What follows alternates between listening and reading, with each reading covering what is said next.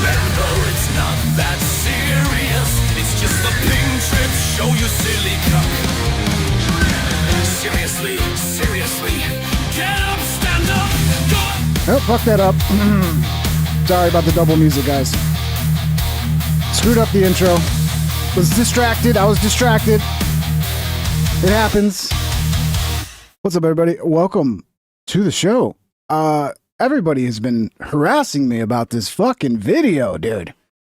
About this Elephant Graveyard video. Now, I know who Elephant Graveyard is. I've reacted to some of his videos before.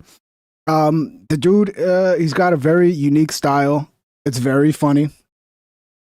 And, my text messages, everybody's like, you gotta watch this video. You gotta watch this video. The Discord, you gotta watch this. Everywhere I look, everybody's like, watch this video. So, okay, we're gonna get through as much of it as I possibly can.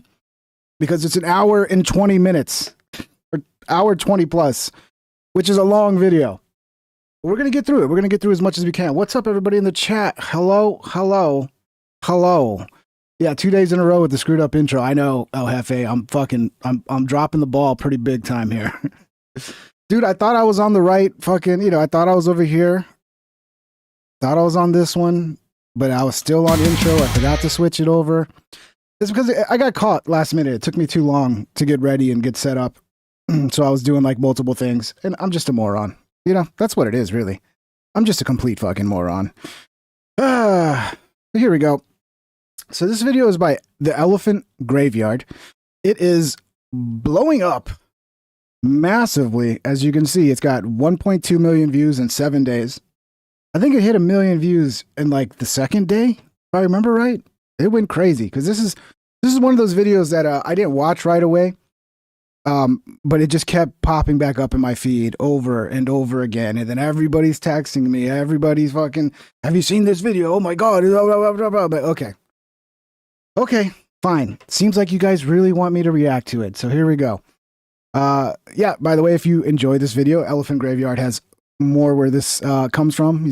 I've watched him before. He's a funny guy. I'm probably going to disagree with a lot of his points. To me, this is basically a shit post. Like, this is like high level shit posting is what it is.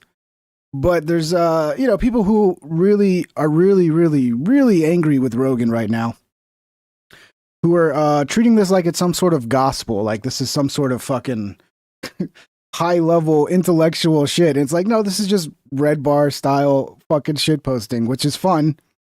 Let's watch it. Let's get started. And I will be interrupting, so try not to cry about it too much, if you can do that. Let's go ahead and do the ads. If you want to support the channel, you can smash the thumbs up. That helps me get the show out to more people. You can also send a super chat if you want to react or comment on something live. I will react to it. Or you can go to Patreon, or you can become a member on YouTube. It helps support the show, helps keep me making shows, and it's very much appreciated. All right, let's get to it. Well, all that comedy investigation into the rise of the comedy czar's hell world was exhausting. I had to get the hell out of there. So I've been out at my cabin just trying to think about something else for a change. Problem is, there's no free will, and I don't really get to choose what to think about. Been thinking about a lot of different things, but seems like for every question I try to answer, I end up with 10 more. It's getting ridiculous. But mostly, the question that still haunts me every day is, how did comedy get so shit? Was it ever good? Why the hell do I even know who this guy is? Come on now. I like Brett Weinstein. He's the better of the Weinsteins. Eric Weinstein's kind of annoying. He's entertaining. I find him entertaining, but also annoying. We know about Brett Weinstein because the school, tried to murder the guy. You remember? I forgot what fucking woke-ass school it was. He went against no white people could show up that day. He went up against that. Sir Seat Sitter super chatted $3 ended up running for his life. R.I.P. Duncan. Yeah. Saluting face emoji. I know. Sir Seat Sitter is one of them who's been texting me nonstop. Sir Seat Sitter loves the fuck out of this video and just will not shut up about it. Thank you, Sir Seat, for the super chat. Yeah, that's what a lot of people are talking about, the Duncan Trussell segment. We'll get into it. I think that's like 40, 50 minutes into the fucking episode. Yeah, Evergreen State, K-Mac. That's why we know this guy. Because they had a woke policy where there was like a day that no white people could be on campus. And what did he do? He said, "This is racist. I'm not going to follow this. This is bullshit." And he basically ended up going into hiding. He had to like flee the school and go into hiding because you know, they were going to fuck him up. His own students. Well, I don't know if it was his own students, but you know, the woke crazies. So that's why we know who Brett Weinstein is. So we're already talking shit about Brett. Poor Brett. What did Brett do, dude? He stood up against COVID. Oh yeah, fuck you, Brett. You should have fucking wore the mask and locked down and never said anything and just shut the fuck up. I mean, why are we picking on Brett? And don't you dare pick on fucking Tulsi. If you talk any shit about Tulsi, I'm gonna fucking drive to Canada, Elephant Graveyard, and we're gonna fucking fight in the woods. I don't give a fuck, wherever. Okay. Do not talk shit about Tulsi. All right? And why for a moment, before my brain kicks in, does it seem normal that he's hanging out inside that sacred space at the center of the comedy universe? The comedy mothership green room. And how hard we laugh in that green room. And it's the most fun. And the best thing about the green room is how restrictive it is. Oh yeah, I love You know, restrictions. that you just can't go in there. You know, you got to earn that spot in the treehouse, you know. And so anytime you open the door, you'll see, you know, some of the best comics alive. You know, that's our little space, man. And it is the greatest thing on earth. It's just Is it still nuts, Spocko? I haven't heard much about it since then. Spocko It was a big deal back then. $1.99. Evergreen has been nuts forever. What was that, 2015? 2016? Yeah, it was a long time ago. People forget. And so is Rogan not supposed to restrict the green room? Are they supposed to just let anybody back there? I know Channel 5, Andrew Callahan, who got kicked out of the green room. I know he loves this video. I wonder why. But yeah, no, just let anybody into the green room, bro. How dare you enjoy each other's company in the green room? What a bunch of assholes. impossible to make sense of anything going on here. And I can't help but feel like I must be living on another planet. I needed guidance. You know that our cerebral comedy guru, David Lucas, once told us that after his shows, we'd be thinking a lot. My jokes are very cerebral. So if you come to my show, I might say a lot of crazy shit, but on your drive home, you're going to be thinking a lot. And his wisdom is kind of what sparked this whole investigation into the comedy world. But All right, if you go in hard on David Lucas, I'm all for that. I don't like David Lucas. I mean, I got nothing against him, but he's very overrated. I knew I needed to start thinking even more. So I wanted to go out and see David's act, and hopefully start to try and put all these disordered puzzle pieces together, to understand what's really going on at the heart of it all. Now, there's a lot of great stages out there, but for me, my favorite venue in the entire world, hands down, is a legendary Massey Hall in Toronto. Its stage has been graced by the presence of the most iconic, influential, and beloved artists of multiple generations. Gordon Lightfoot, Oscar. Who the fuck is Gordon Lightfoot? Who the fuck is Gordon Lightfoot, dude? Peterson, Charlie Parker, Joni Mitchell, Neil Young. Neil Young. Oh, the guy who wanted to get fucking Rogan kicked off Spotify because he didn't like the things Rogan was saying. Look, I'm going to say it like I've said a million times. There's a lot of politics involved with this shit. It is kind of funny that he picks Neil Young, the guy who was like, I'm leaving Spotify if they don't get rid of Joe Rogan. It's all COVID bullshit, of course. Because how dare Rogan go against the government when the government tells you to mask up and take your vaccine and lock yourself inside the house? We cannot forget. People already want to pretend like COVID didn't happen. And then all these fuckers who showed themselves for who they really were during COVID, which were fucking government bootlicking little bitches who don't give a fuck if your freedom's taken away, who don't give a fuck if your kids have developmental issues because they had a year of their fucking childhood, a very important year where they actually learn how to do important things, completely taken away because everybody's in a mask and now they don't even know how to read facial expressions.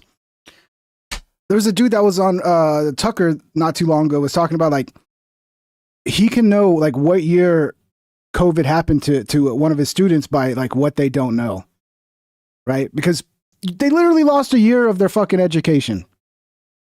Literally a year. I mean, we're still, y'all are all pissed about how much everything costs and how come it rents up so much and it's all because of COVID.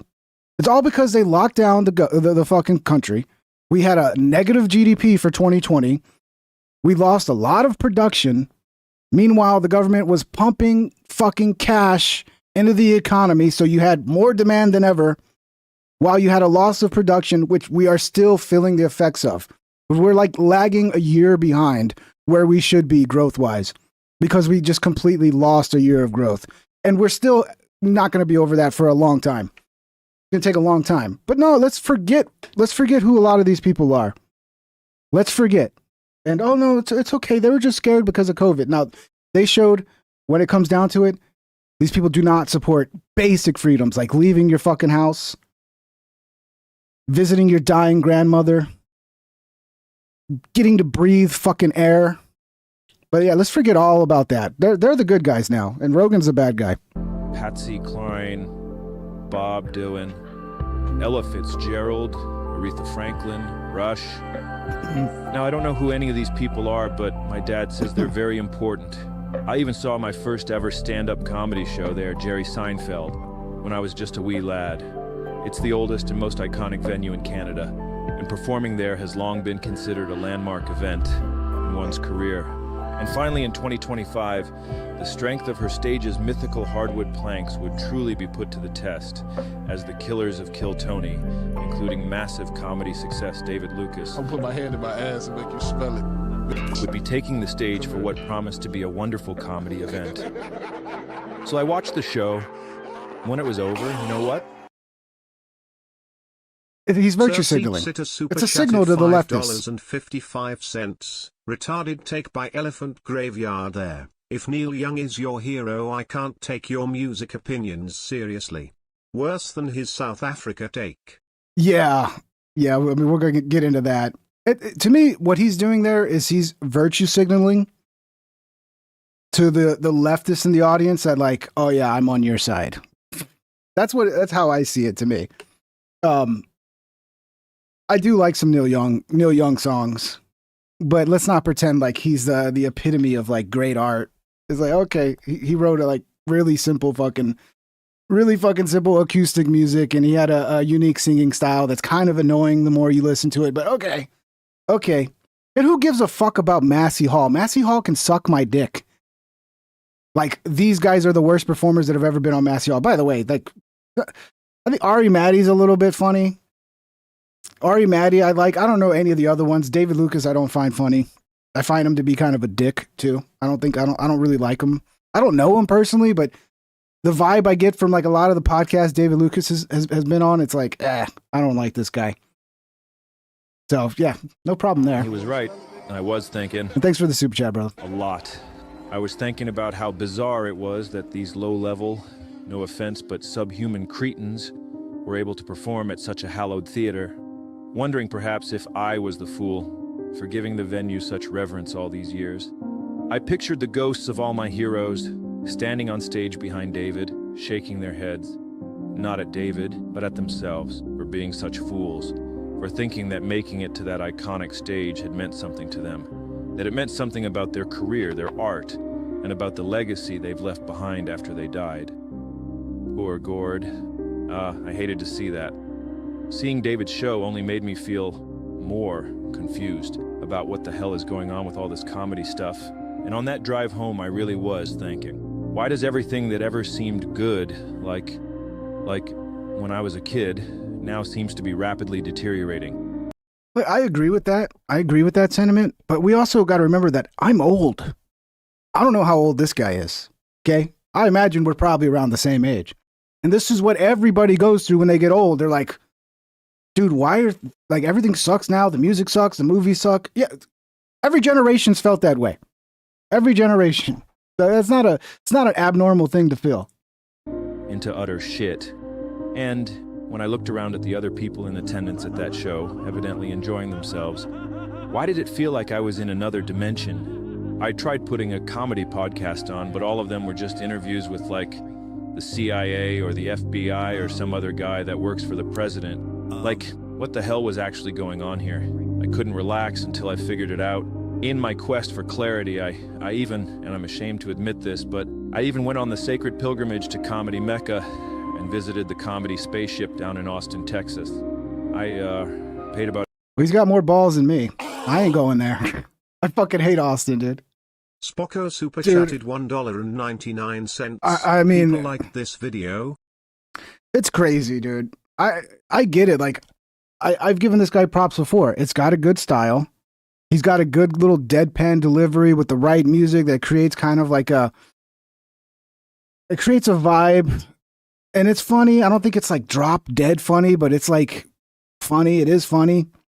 But this is the shit that is like constantly blowing up now. Anything anti-Rogan, people are just like, that Reddit crowd hits it and they're just like all just like hate jacking to it and sharing it to all their friends. And then the algorithms are like, oh, this is, talking shit about Rogan. We like that. And then boom, next thing you know, 1.2 million, 100K likes. Clearly there's an audience for anti-Rogan stuff.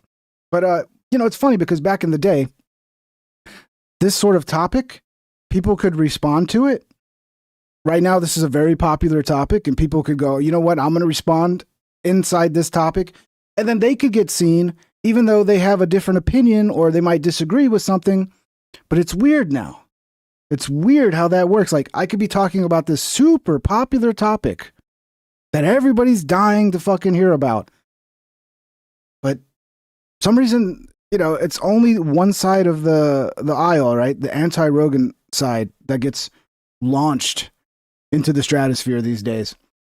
And of course, the anti-Rogan people would be like, oh, because everybody hates him. That's why everybody hates him. Clearly, like, he's divided his audience by getting political. There's no doubt about that. But yeah, I've said it a million times. I don't trust these algorithms at all. $800 for a Thank you for the ticket. super chat. My ticket said yeah, something people, about 100,000 people have liked but this I video. lost the stub and couldn't remember how many I was dictated to have. The vibe in there was so tense, I thought I might get literally shot in the head if I did anything wrong, so I drank about 8 Negronis just to be safe. I went to find the washroom, and when I got there, to my dismay, I discovered that Joe, the comedy czar, had actually removed his own special from the Comedy Wall of Fame that he put up there. Maybe he just got embarrassed after we pointed it out, but I think it's the first sign that he knows his scheme is at risk of being exposed and he's begun to hide his tracks. But anyway, I watched the show. It was, fine, I guess, but, it really couldn't compare to the pleasure I experienced releasing those 8 Negronis into the toilet pipe. The armed guards at the door stole my phone and placed it in a locked bag, so I wasn't allowed to take any more photos, so I sat there drawing a picture of what I was witnessing on the free napkin that came with my Negronis. Now we've been getting a lot of feedback saying that we are very negative, so here's...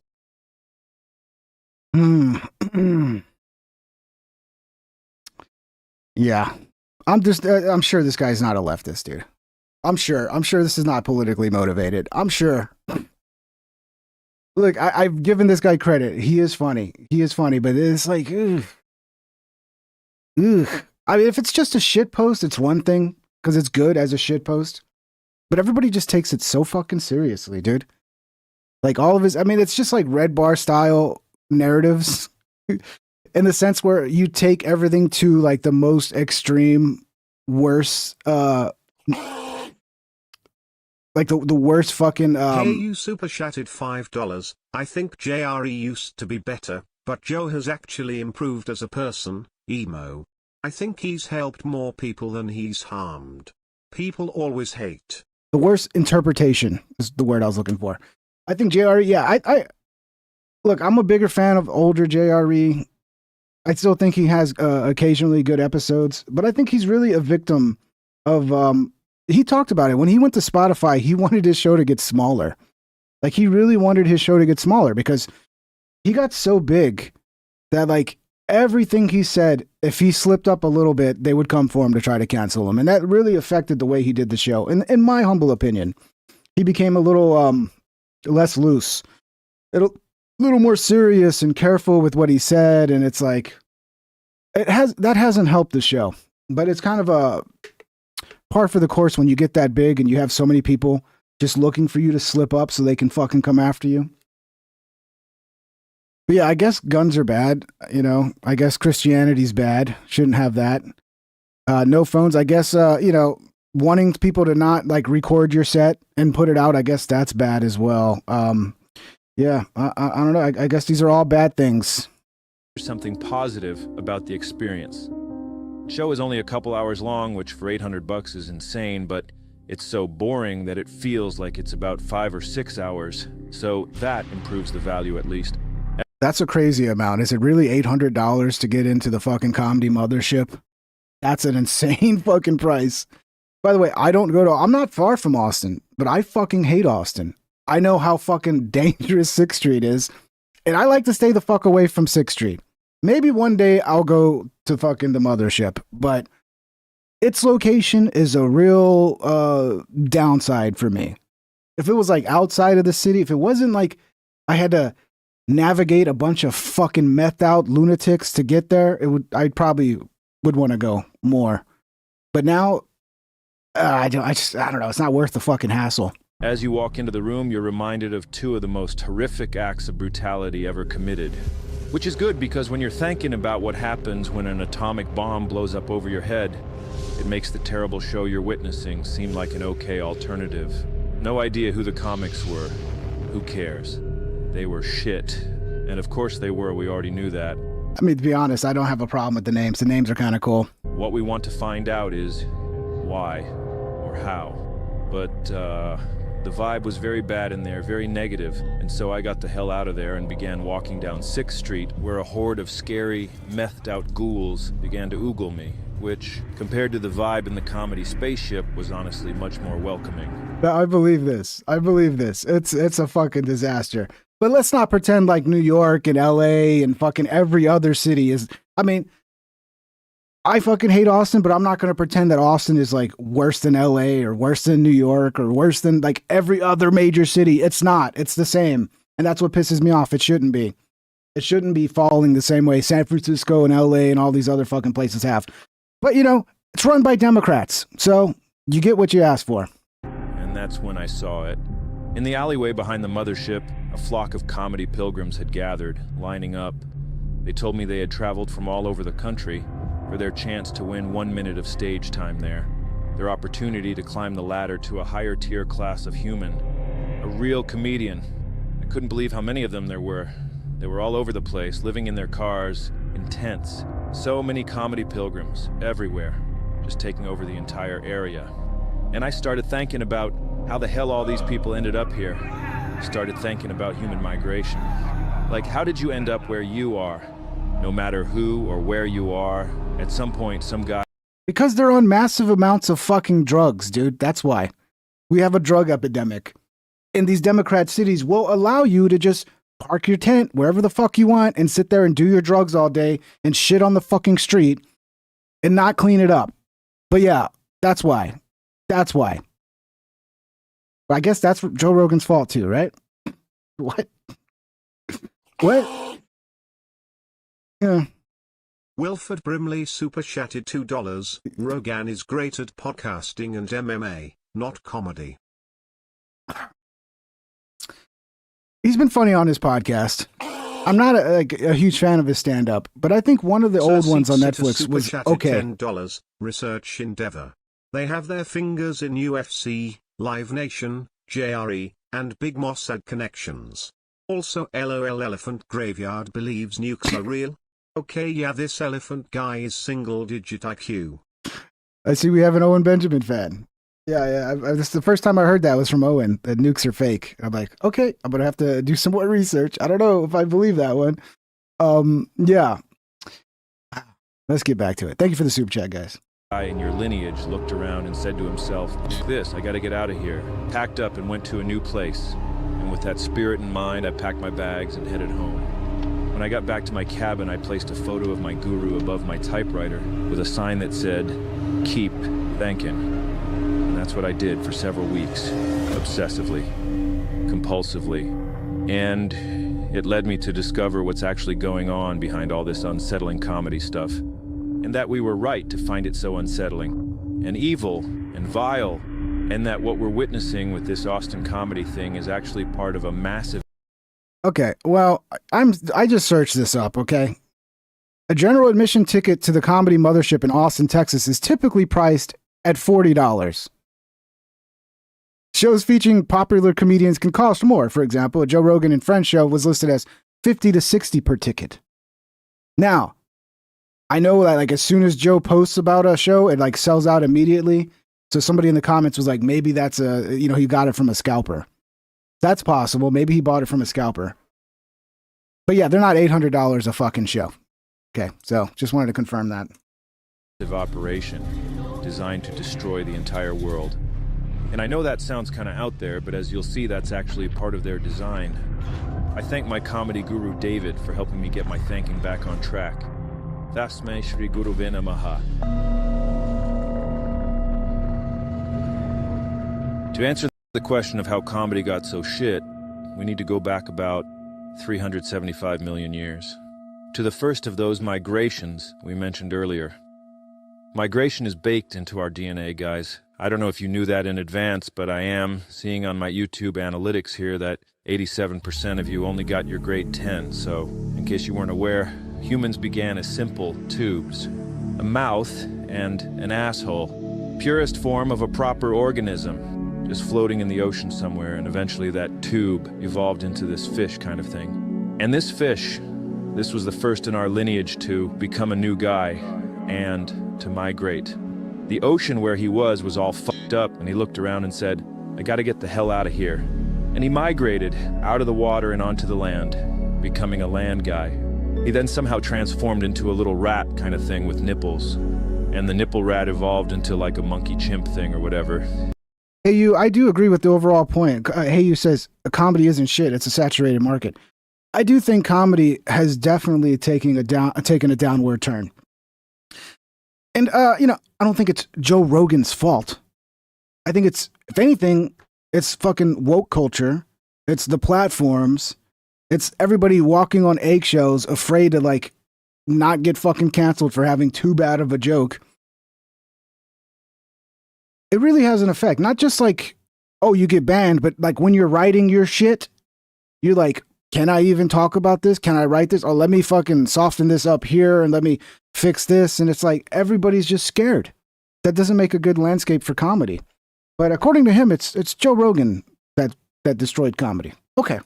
And then the chimp or ape or whatever, it became... Yeah, Terry Blink, I shouldn't take this seriously, except I've been having conversations with fucking people all day that are taking this very seriously. They're like, oh, it woke me up. I finally realized Joe Rogan is... It's like, dude, it's a shit post. It's a fucking shit post where the dude just weaves funny narratives based on like a tiny little detail, and then he fucking just extrapolates some crazy narrative, which is funny. But people are like worshiping this guy now. This guy should start his own fucking religion. But yeah, I 100% agree. But the problem is the people that watch it and are pushing it are not treating it like it's a shit post. They're treating it like the fucking gospel. Like this is, they're sending it to all their friends. Look, watch, this is why I don't like Joe Rogan. It's like, oh, that's the 10th video you've sent me this week about why I should hate Joe Rogan. It's like, I know, but this is the one that really encapsulates it. But yeah, but you already sent me 5 too lazy to try it. No, this is the one, dude. This is the one. Man, it's amazing. If you can get on the right side of Reddit and really grift to the Reddit crowd, you can really be successful. I'm doing this all wrong. I don't know how I do it every time. Anytime I talk about a topic and I title something like, hey, I'm talking about this topic, my audience is always like disagreeing with me completely. I'm always on the opposite side of the mass majority of my audience.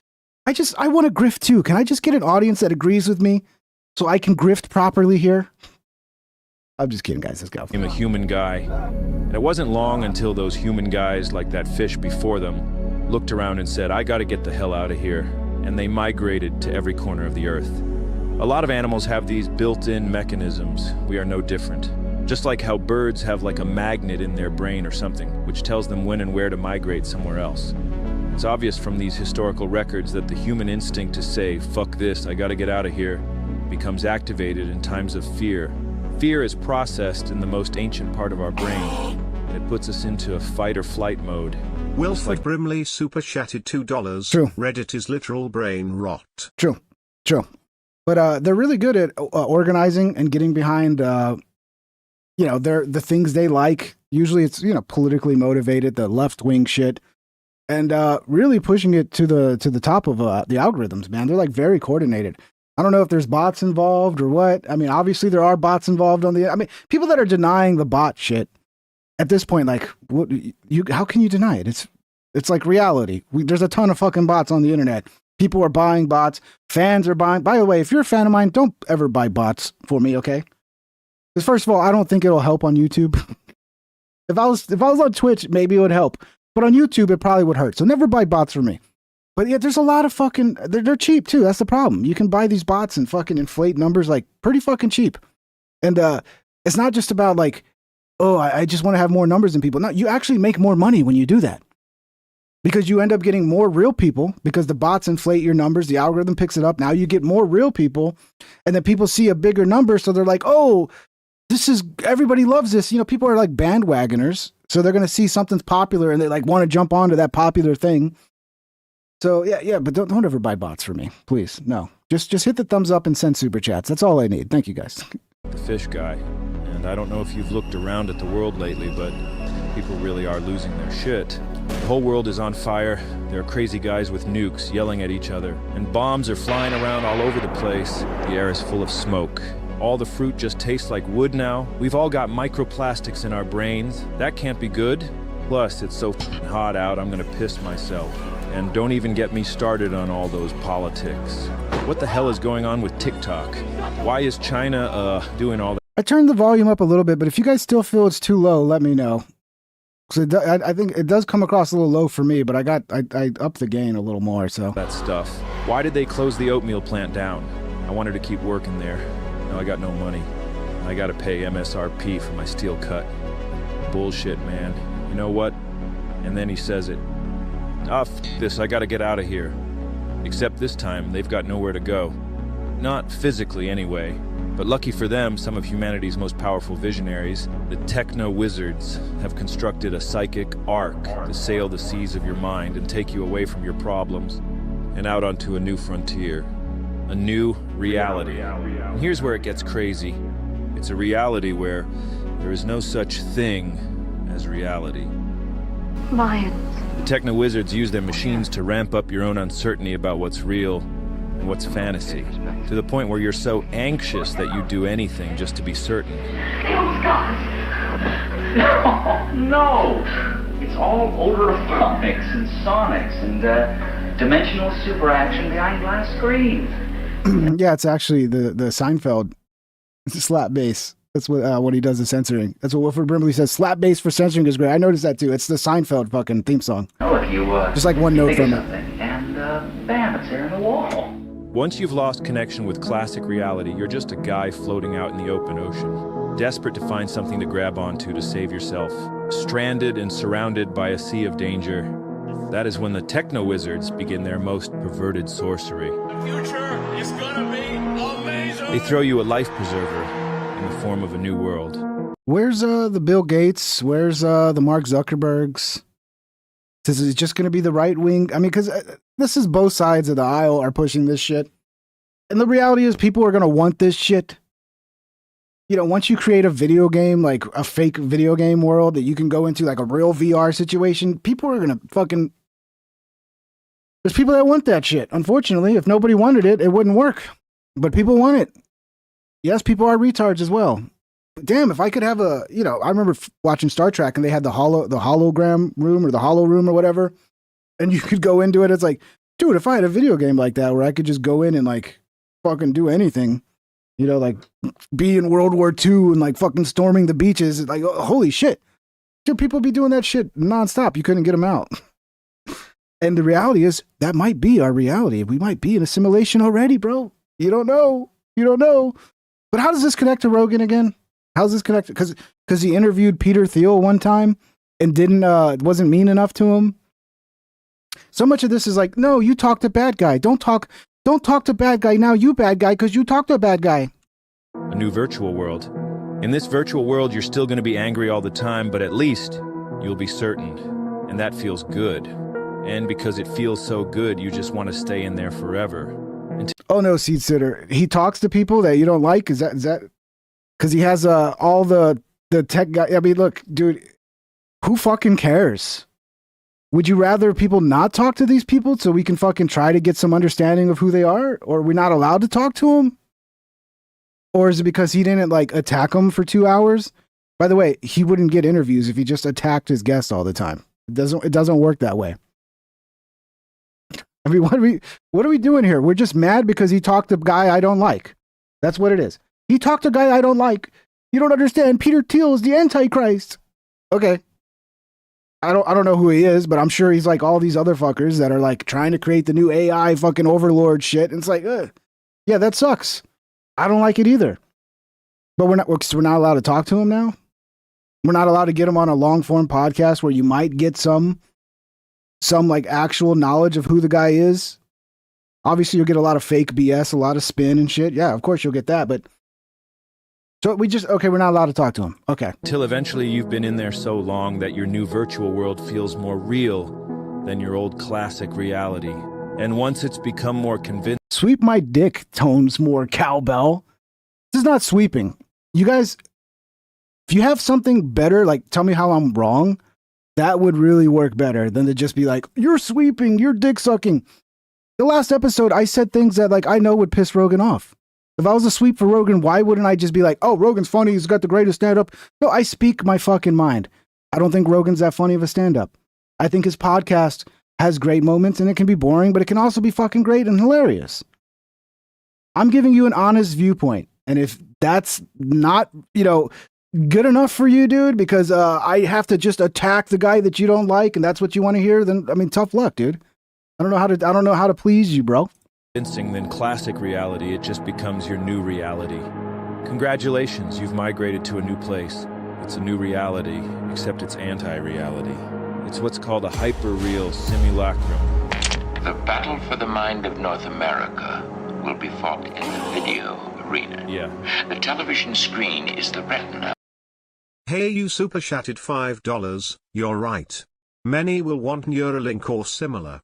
It will be a bandwagon for others, like the iPhone. It will end up being the mark of the beast. Yeah, I mean, people are going to want it, dude. If people didn't want it, it wouldn't fucking happen. I don't have a problem so much with the technology. My problem is like when they start using AI to kind of rule over us in the way YouTube already does. Like, oh, no, we can't actually use a human reviewer. Our AI systems are going to take care of it. That's a fucking disaster to me, And I think that's the way they're going to go. Like the government's going to start using AI tools and it's just going to be AI. You can't even get a fucking human anymore. That's a problem. But there are useful AI tools that are going to benefit. It's just like the internet, dude. The internet could be so fucking great for humanity, or it could be the thing that fucking undoes us. So what do you do with a technology like that?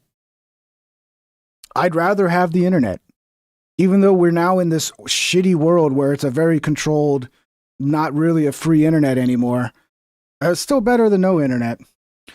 But yeah, I also think there's a lot of fear mongering around AI. Obviously, there's problems with it, but it's a hot topic. It's very popular to fear monger around AI. Of the mind's eye. Therefore, the television screen is part of the physical structure of the brain.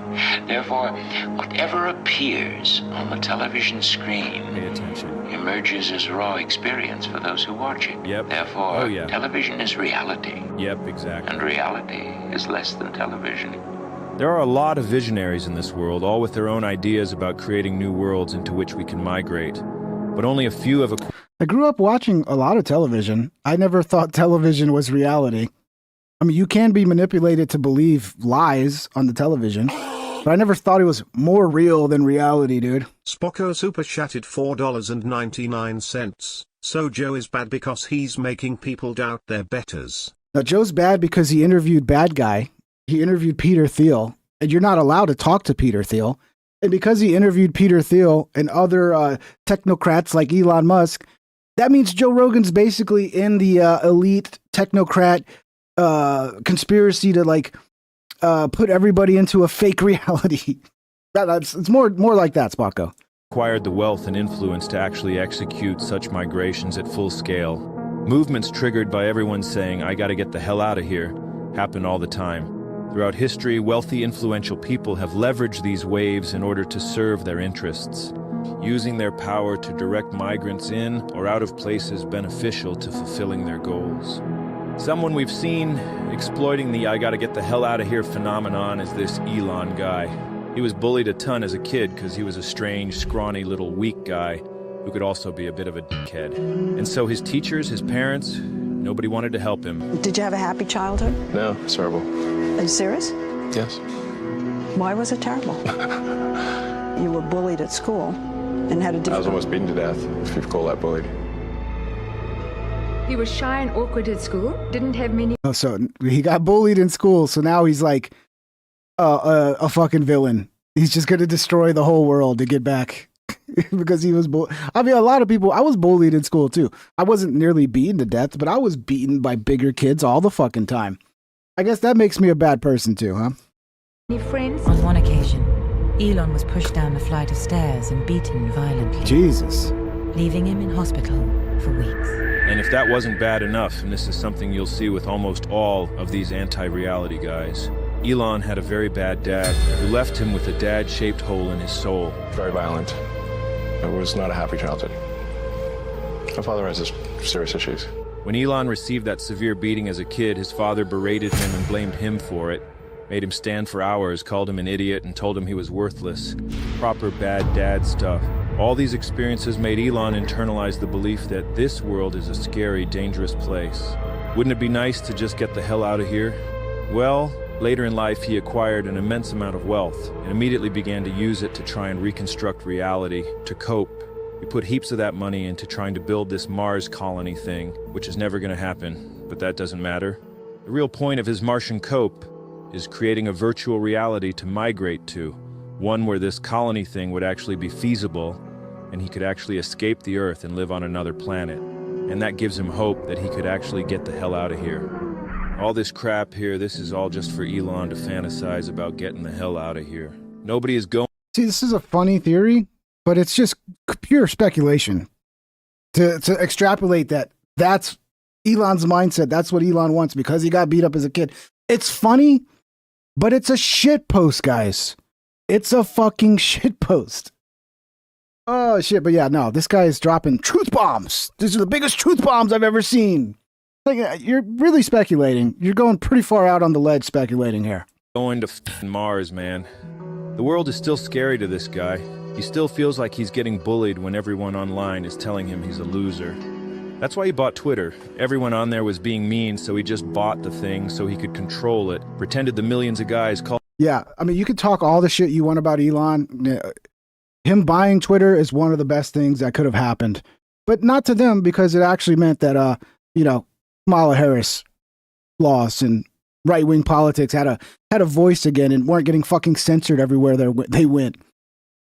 Yeah, it was so bad that he bought Twitter and fucking actually stopped. And it's not perfect. There's still a lot of problems with Twitter, but it's undeniable that the level of free speech went from like down here to like right here because he bought Twitter.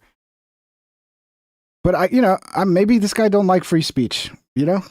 That's possible. I don't know how far left he is. He's clearly left, but I don't know how far he goes. Spocko super chatted $4.99. He makes it sound like he found his money on the sidewalk. Yeah, I mean, everybody has a lot of like basically he's just a moron who got a bunch of government subsidies and all of his workers invented everything. He's just an idiot that's just been along for the ride the whole time. There's people that feel that way about Elon. I don't know. The truth is probably somewhere in the middle like it usually is. Calling him a loser were just bots and trolls, so he could just kick them out and reshape the site into his own ideal version of reality, and then pretend that this simulated version of reality is reality. He wants to be a guy who's great at video games, but he's a total noob. He's the kid that would turn the Nintendo controller like a steering wheel while playing Mario Kart, while his mouth hangs open. Where I come from, we call that Thomasing, but Elon just wants to win something. A good one. He can't play sports because, look at him. He never had the makings of a varsity athlete. So again, he uses his wealth to just pay guys who... Now we're fat shaming? Is that what we're doing? We're fat shaming? Who are actually good at video games to play the games for him. And then he pretends it's him playing the games. And then he got caught. There are 4 things there. It's one of the most embarrassing Elon moments in his whole existence. If he would have just came out and been like, look, I'm a billionaire. I run 3 fucking companies. I don't have time to level these characters up myself. So I pay people to level them up for me because because it takes a god awful amount of time in these games to level your characters up. So if he would have just said that, I think more people would have been like, yeah, I get it. But nah, he's trying to pass it off like he's one of the top gamers in the world. That was one of the worst looks you could have, to be honest. One of the most embarrassing Elon Musk moments, in my opinion. And all the actual gamers all started watching him play and laughing at him. What things? He clearly has no idea, bro. And started playing the games himself on stream, but just got harassed the entire time and then pretended his connection dropped so he could get the hell out of there. Connection lost. Elon wants him being a hero to be part of his hyper-reality as well. For a while, he was seen as a savior figure, but that illusion evaporated. He tried to reclaim his hero status by inserting himself into the rescue of those 12 Thai kids. Spocko super chatted $1.99. I guess this dull monotone style works on people. I usually hate it, but for some reason, with the music, the atmosphere, like it works. The way he does it, it does kind of work. I get it. I get why he's doing it. But usually I hate it. But in this case, it just works. Like the whole package comes together. Trapped in a flooded But it's not for cave. everybody, like everything. He stuck his nose into the rescue operation, despite nobody asking him to, and offered them an old metal tube from the SpaceX garbage dump that they were throwing out anyway, and telling the actual rescue divers who were down there trying to do their jobs to toss the kids in this tube and pull them out. When the rescue leader told him this is insane and makes zero sense that the tube wouldn't even fit through the intricate cave system, Elon rage quit and called the guy a PDF file. Connection lost. He's tried to add being like a funny comedy guy to his... I kind of remember that. I don't know why, like my memory kind of doesn't line up with that. I gotta like research that again. But didn't Elon help rescue the people in this fucking space station? Didn't he do that? I mean, yeah. It's all bad though. There's no redeeming qualities with Elon, right? It's just all bad. All bad. Hyper-reality, wormed his way into the stand-up comedy world, got on stage with Dave Chappelle and just got booed by an arena full of comedy fans.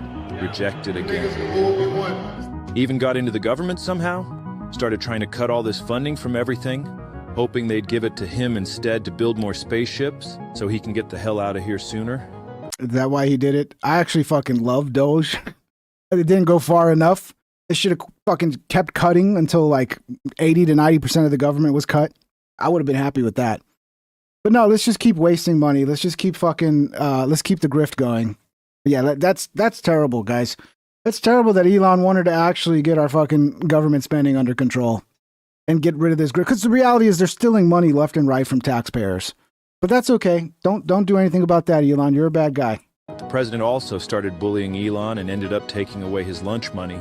And now, Elon's even more messed up, even more desperate to escape, and finding it harder and harder to cling to that Mars colony coat. With Elon, where I said, if Trump doesn't win, I want to just leave the country.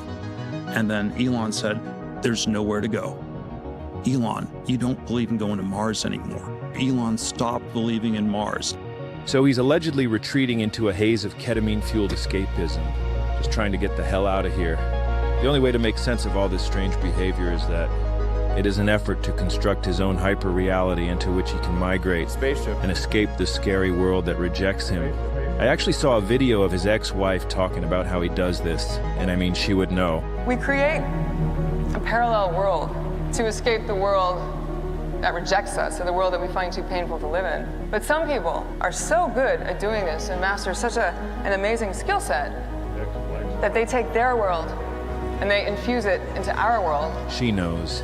And they change the world. Exactly. And these are the people we call visionaries. People who move between worlds. Exactly, yeah. Between states of consciousness. Elon learned firsthand. I mean, you're kind of butchering what she's saying. Like, it's obviously what she's saying is like, Elon, a lot of people are like, they envision a world that's different. And sometimes that vision is brought to reality. It becomes the world. And sometimes it's good. Sometimes it's bad. But yeah, I mean, this is just a high level shit posting, man. It's high level shit posting. You got to give the guy credit. Like, this is 10 of 10 shit posting. And the idea of constructing parallel worlds and hyper. Yeah, Whacked Man, exactly. This guy, Whacked Man says, this dude is doing exactly the same thing constructing his own reality out of BS. Exactly. And it'd be funny if it was just comedy. Super chatted $2.22. Not just Diablo V skills. His space vid's also fake. His space vid's also fake. I've heard those conspiracies. It's hard. A lot of people don't believe any video anymore. I don't know, man. But I do know a lot of people think everything is like CGI and shit. And then I haven't dove into that, but I don't see why he'd be faking it. You're like, we don't have the technology to do the basic ass shit that he's doing. It's not like he's going to Mars or, going like really far. They're just like right outside the fucking Earth's orbit. Realities during childhood. They're in like lower Earth orbit or whatever it's called. He grew up in South Africa, a country designed by white guys from Europe who had to get the hell out of there, move to Africa, but then decided they didn't want to have black guys as neighbors. So they created this hyper reality in which... All right, here comes the fucking... I'm starting to feel this guy's probably more woke than I realize. He's gonna go with this shit.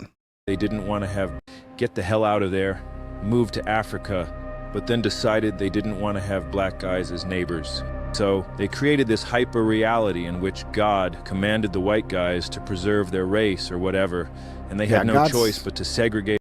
This guy's Canadian. Obviously, he's Canadian atheist, fucking liberal, woke dude. Like, oh yeah, God's bad. God's bad. White people suck. Racism. All the black guys in another part of town. Because if God wants it, then, I mean, what can you do? I see why the algorithm likes this so much. And by getting all the white guys to migrate their psyches into this hyper reality, I know he's Canadian. it allowed I can them tell. to do all the heinous shit they had to do to achieve their goals of creating this new society. If you have enough power and influence, reality can be whatever you want it to be, and very few things are going to challenge you. We have a sort of grasp over the world. Elon wants to do a full migration into his hyper reality, but he can't pull it off. It's not believable enough yet. Did white people do terrible shit? Yeah. So did every fucking buddy else. Okay? White people don't have a fucking monopoly on being terrible. The whole human race has been fucking terrible to each other, of all colors and all ethnicities. But yeah, it's just, you throw that in there. It's just like, yeah, guys, I'm on your side. I'm a woke dumbass, just like you.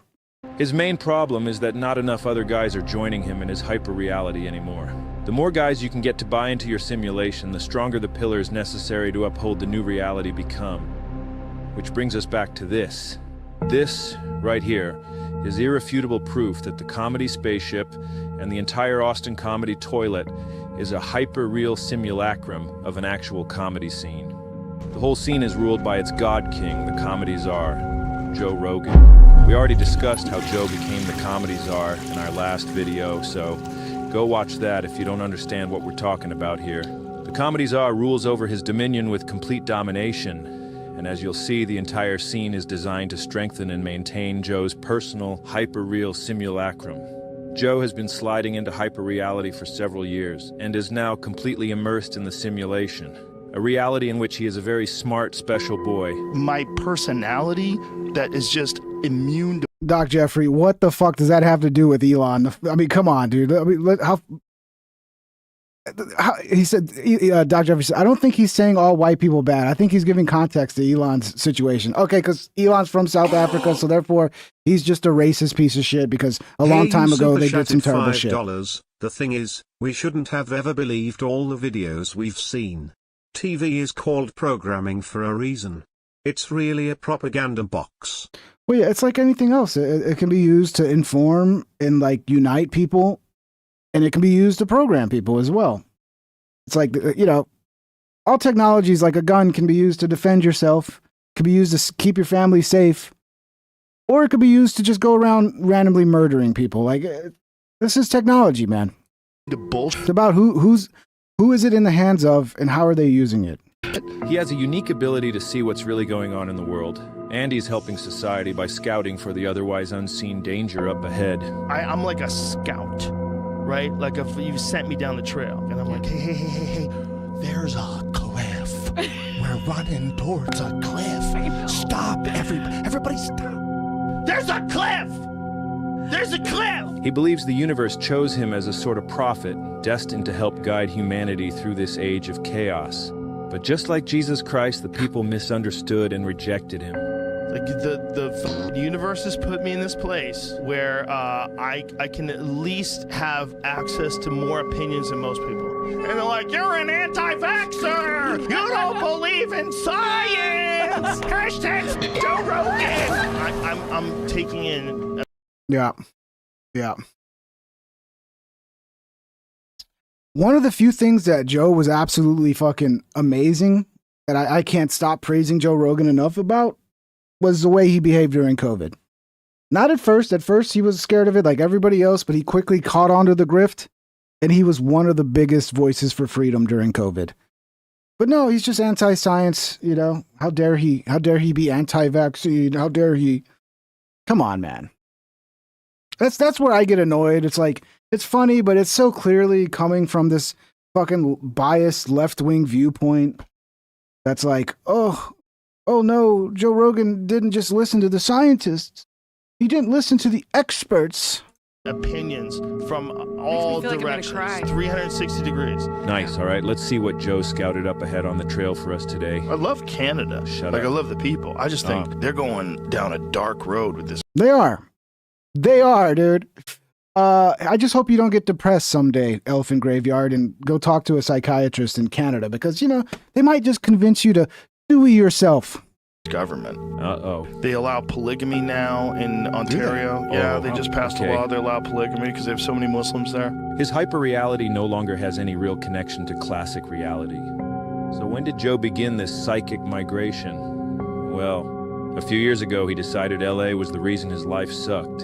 So he got the hell out of there, moved down to Austin, Texas. You saw it during the George Floyd times in LA. Oh, yeah. When they were burning those cop cars on the highway, and I remember seeing that going, I gotta get the f out of here. Oh, shit, he actually said it. When he realized he was still miserable in Austin, he had to get the hell out of there again. But he had nowhere else to go, so he began a full-on migration into his simulacrum.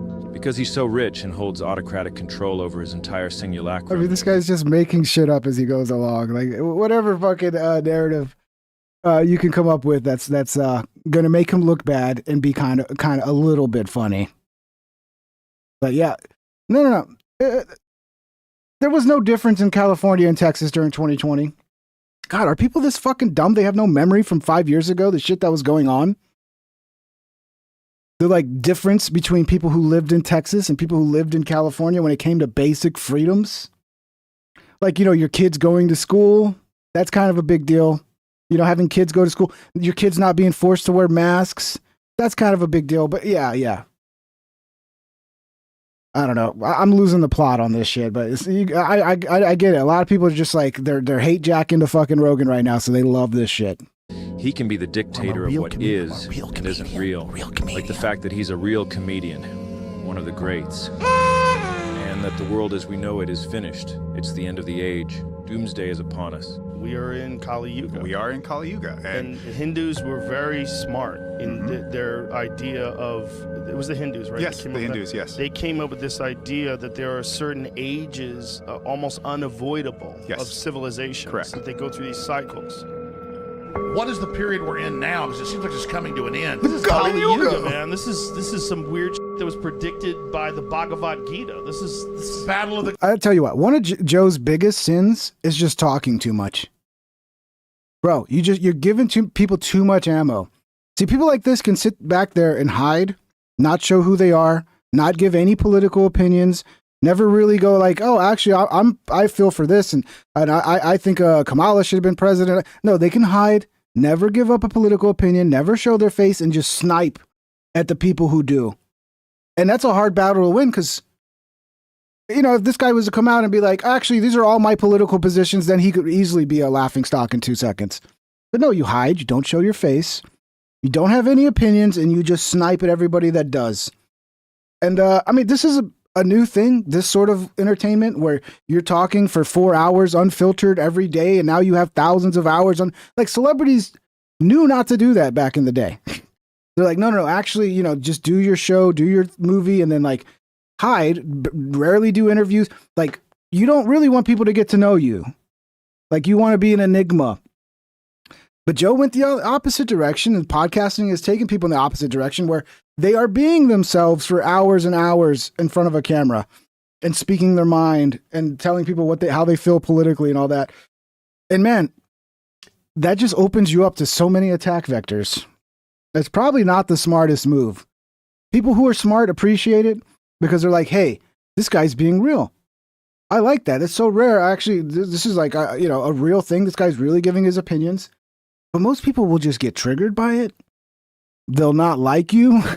And then you give people so many ways to attack you. So in the future, this might not be the way to go if you want to be a famous celebrity, to do a podcast where you're talking for hours upon hours upon hours.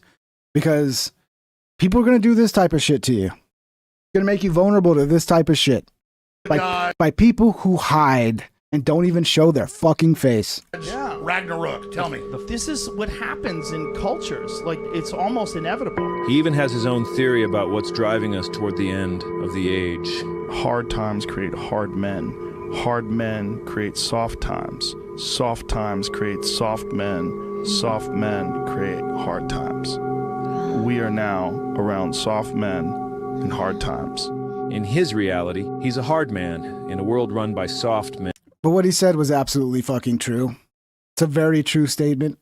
But yeah. Who have allowed the destruction to happen. He's been yelling about that cliff we're all supposedly headed towards, but he feels like nobody's... Yeah, El Jefe says, I'm working on my Pink Trip Exposed video now. Yeah, people are going to be able to do it to me. This is the thing that like one of the downsides of having a long form podcast and just being real, being who you are. There's a lot of fucking downsides to that, man. If I get big enough I ever get fucking big enough to be, they're going to do this shit to me. That just comes with the territory. But it's fun. All this drama and shit, it is fun. He's listening. So now he feels like the destruction must happen in order to restore the world back to its proper state. I don't think we're going to wake up. I think it's going to take something like a natural disaster or some real event, some 9/11 type event. It's just, I don't know where it ends other than a wake up. And a wake up is like a meteor hits us. As you can observe with your own eyes, this soft, doughy collection of spheres stacked on top of each other thinks he's actually a hard man. But obviously, he's the soft man, making everything worse. He's one of the softest men of all time. Never worked a day in his life. Whines and complains for hours on his podcast over the dumbest shit year after year. This guy's such a fucking hater, dude. He's such a hater. This guy's like a hater extraordinaire. It's like, oh my God, I hate Joe Rogan, and now I'm going to dedicate an hour-and-a-half video. Like, dude, just don't watch it, man. A lot of the people I hate on, it all connects to COVID, to be honest. Like the Destinies, the left-wing people. They're people that I don't want to ever forgive. And I don't want the society to ever forgive these people. We saw who these people are, and now somehow 5 years later, people forget about COVID, and it's like, oh, okay, now I can come back and pretend like I'm some fucking beacon of virtue. Like I didn't just fucking sell out all of humanity because I was scared of a little fucking cold virus. Yeah, this guy's like next level hater, dude. This is next level hating here.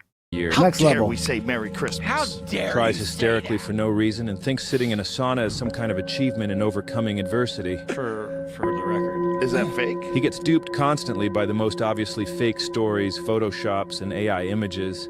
Fact check, volcanoes do not produce more CO2 emissions than human activity. Reuters is on your ass. Idiot. Yeah. And somehow he considers himself one of the greatest comedians of all time. It's embarrassing. It's clear and undeniable that he's living in some sort of inverted alternate reality inside his own mind, just like we said. And if that's upsetting to hear, it's because you are also living in the same kind of hyper-real simulacrum, and that remark just threatened to knock down one of those pillars holding up your alternate reality. You're feeling this right now because once those beliefs become ingrained, the self-preservation instinct activates. And any time those pillar beliefs are challenged, it's experienced as an existential threat because it could collapse the entire simulacrum and drag you back to that classic reality you had to get the hell out of in the first place. Consciousness is really just a big hallucination anyway. It's completely malleable. Change what's in that brain, and you change reality. For example, sometimes our brains get built a little wonky, and you get OCD, schizophrenia, all this stuff that makes your brain unable to stay in one version of reality. Very stressful. Likewise, it's very stressful when the pillar beliefs upholding your hyper-real simulacrum are challenged, as they threaten the stability of and your attachment to. Lawrence Thumkey says, what the fuck are we watching? We're watching the most popular video on the internet that's ever been made. The Elephant Graveyard, How Comedy Was Destroyed by an Anti-Reality Doomsday Cult. Yeah, it's one of the most popular. It's going to probably win a fucking Oscar at this point. Yeah, so this guy takes an hour and 28 minutes to tell us why Joe Rogan sucks, basically. Everybody was requesting me to watch this, so we're watching it. Reality. Just for those just joining who don't know what's going on. It creates existential anxiety, and that anxiety must be relieved without destabilizing the simulacrum, and that often results in horrific consequences.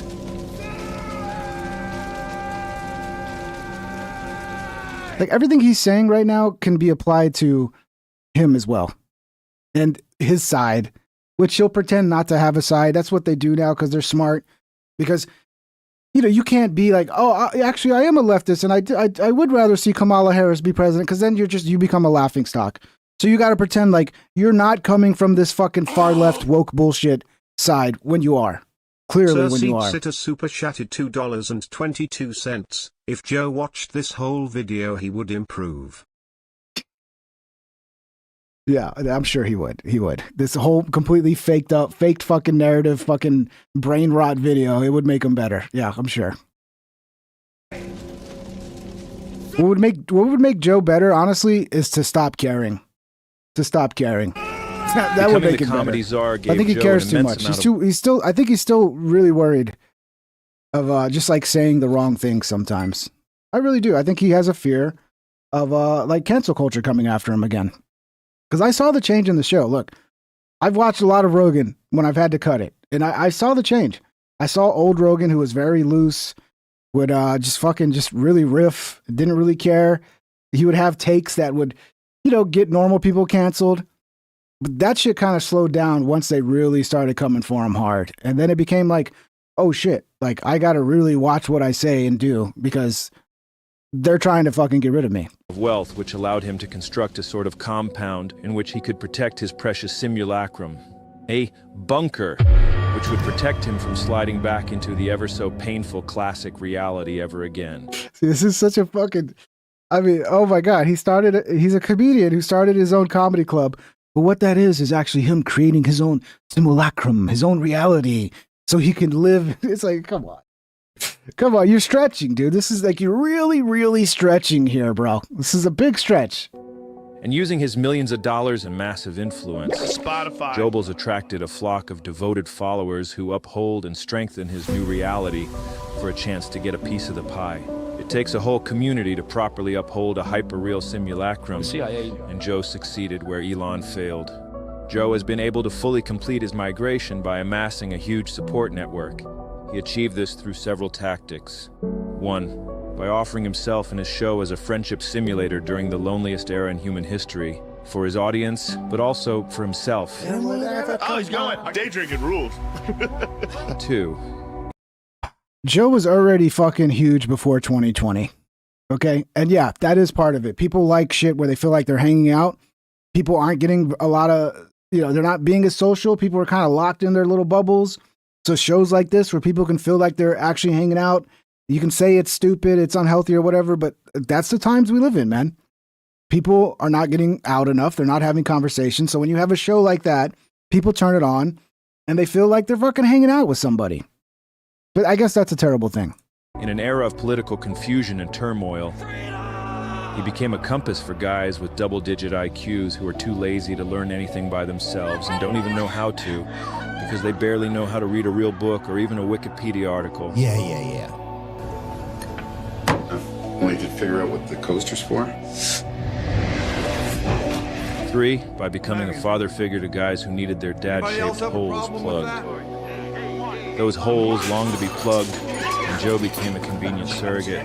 His love and wisdom available 24/7 on Spotify, YouTube, or your podcast app of choice. Come on. And 4, Buffalo Trace. We thought we'd do a sample tasting for you. By providing an economic incentive model with his podcast becoming the home shopping network. Tastes good. As well as a PR washing machine. This is funny. I went into... Yeah, if that's a parasitic relationship, a parasocial relationship, Mag is Viking, a lot of the fucking fans of every fucking thing is a parasocial relationship, unfortunately. But you know, Joe's is worse because he's actually just hanging out and being himself. That's terrible. That's terrible. Actually, you should be fake. You should be like every other celebrity. Be fake. Have a scripted shit. Be rehearsed. Don't just be yourself. Because then that's parasocial. Like, come on, dude. Yeah, there's a lot of ugly parts of fandom that's not healthy. But it's not just Joe Rogan. That's just fandom in general. Lorne Michaels' office, and he was talking, and I was convinced I was getting fired. Like, I knew I was getting fired. And I was like, if I get fired here, whatever, I'll just go do Joe Rogan next week, and I'll be fine. And through comedy, by creating his own comedy cult with its own built-in multi-level comedy scheme. If you indulge Joe in his new hyper-reality, you'll be rewarded with opportunity. And because that feels so good, you'll soon find yourself migrating across the psychic ocean of your mind, joining Joe inside his simulacrum. That's why it's called the Comedy Mothership. It's a transport vessel that will migrate its believers into their new reality. Which reminds me of another cult, one of my favorites actually, Heaven's Gate. It too was run by a weird bald guy who wouldn't stop talking. This guy, Marshall Applewhite, but his friends called him Doe, which rhymes with Joe. Don't know if Joe designed his cult in homage to Doe's cult, but the similarities are striking. And that guy, Applegate or whatever his fucking name is, he actually spent time in one of my towns I grew up in. It's Aransas Pass. He used to live in Aransas Pass. So, never met him. And I think it was before my time. But yeah, that guy was a psycho. But yeah, he's just like Joe. Joe's just like him. I even heard a rumor that Joe's dog was named after Marshall Apple. Hey man, just if you don't go attacking my fans because they're fans of the show. Like there's something wrong with them because they're a fan of the show. I should mute you and hide you just for that. Be honest. Hey, you is my favorite fan. Plus, he supports the show like fucking crazy. Why don't you send me some money, fuckhead? Hey, you does. So don't talk shit about my fucking fans that send money, dude. We're gonna have to fight. We're gonna fight. Hey, buddy. Doe and Heaven's Gate's beliefs were a cool blend of alien spirituality No, the dude's and funny. Christian apocalyptic prophecy. There's no doubt about it. This dude's funny. I'm not gonna say he's not funny. The video's funny. No doubt about it. I can't wait to get out of here. Doe believed Jesus was an alien who came to Earth to guide us, and that Doe himself was a messenger from the higher plane of existence, sent here to warn humanity about the upcoming destruction. Sound familiar?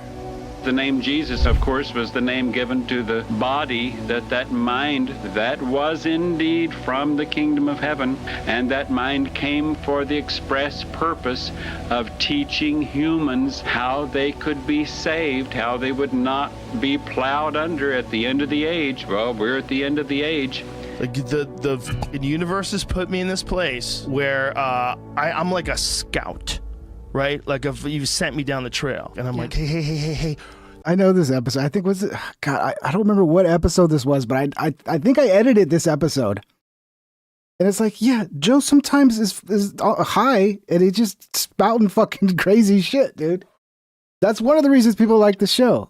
But all right, there's a cliff. Now, they didn't have podcasts back then, but Doe's lengthy, rambling seminar videos would fit in perfectly to our current podcasting landscape.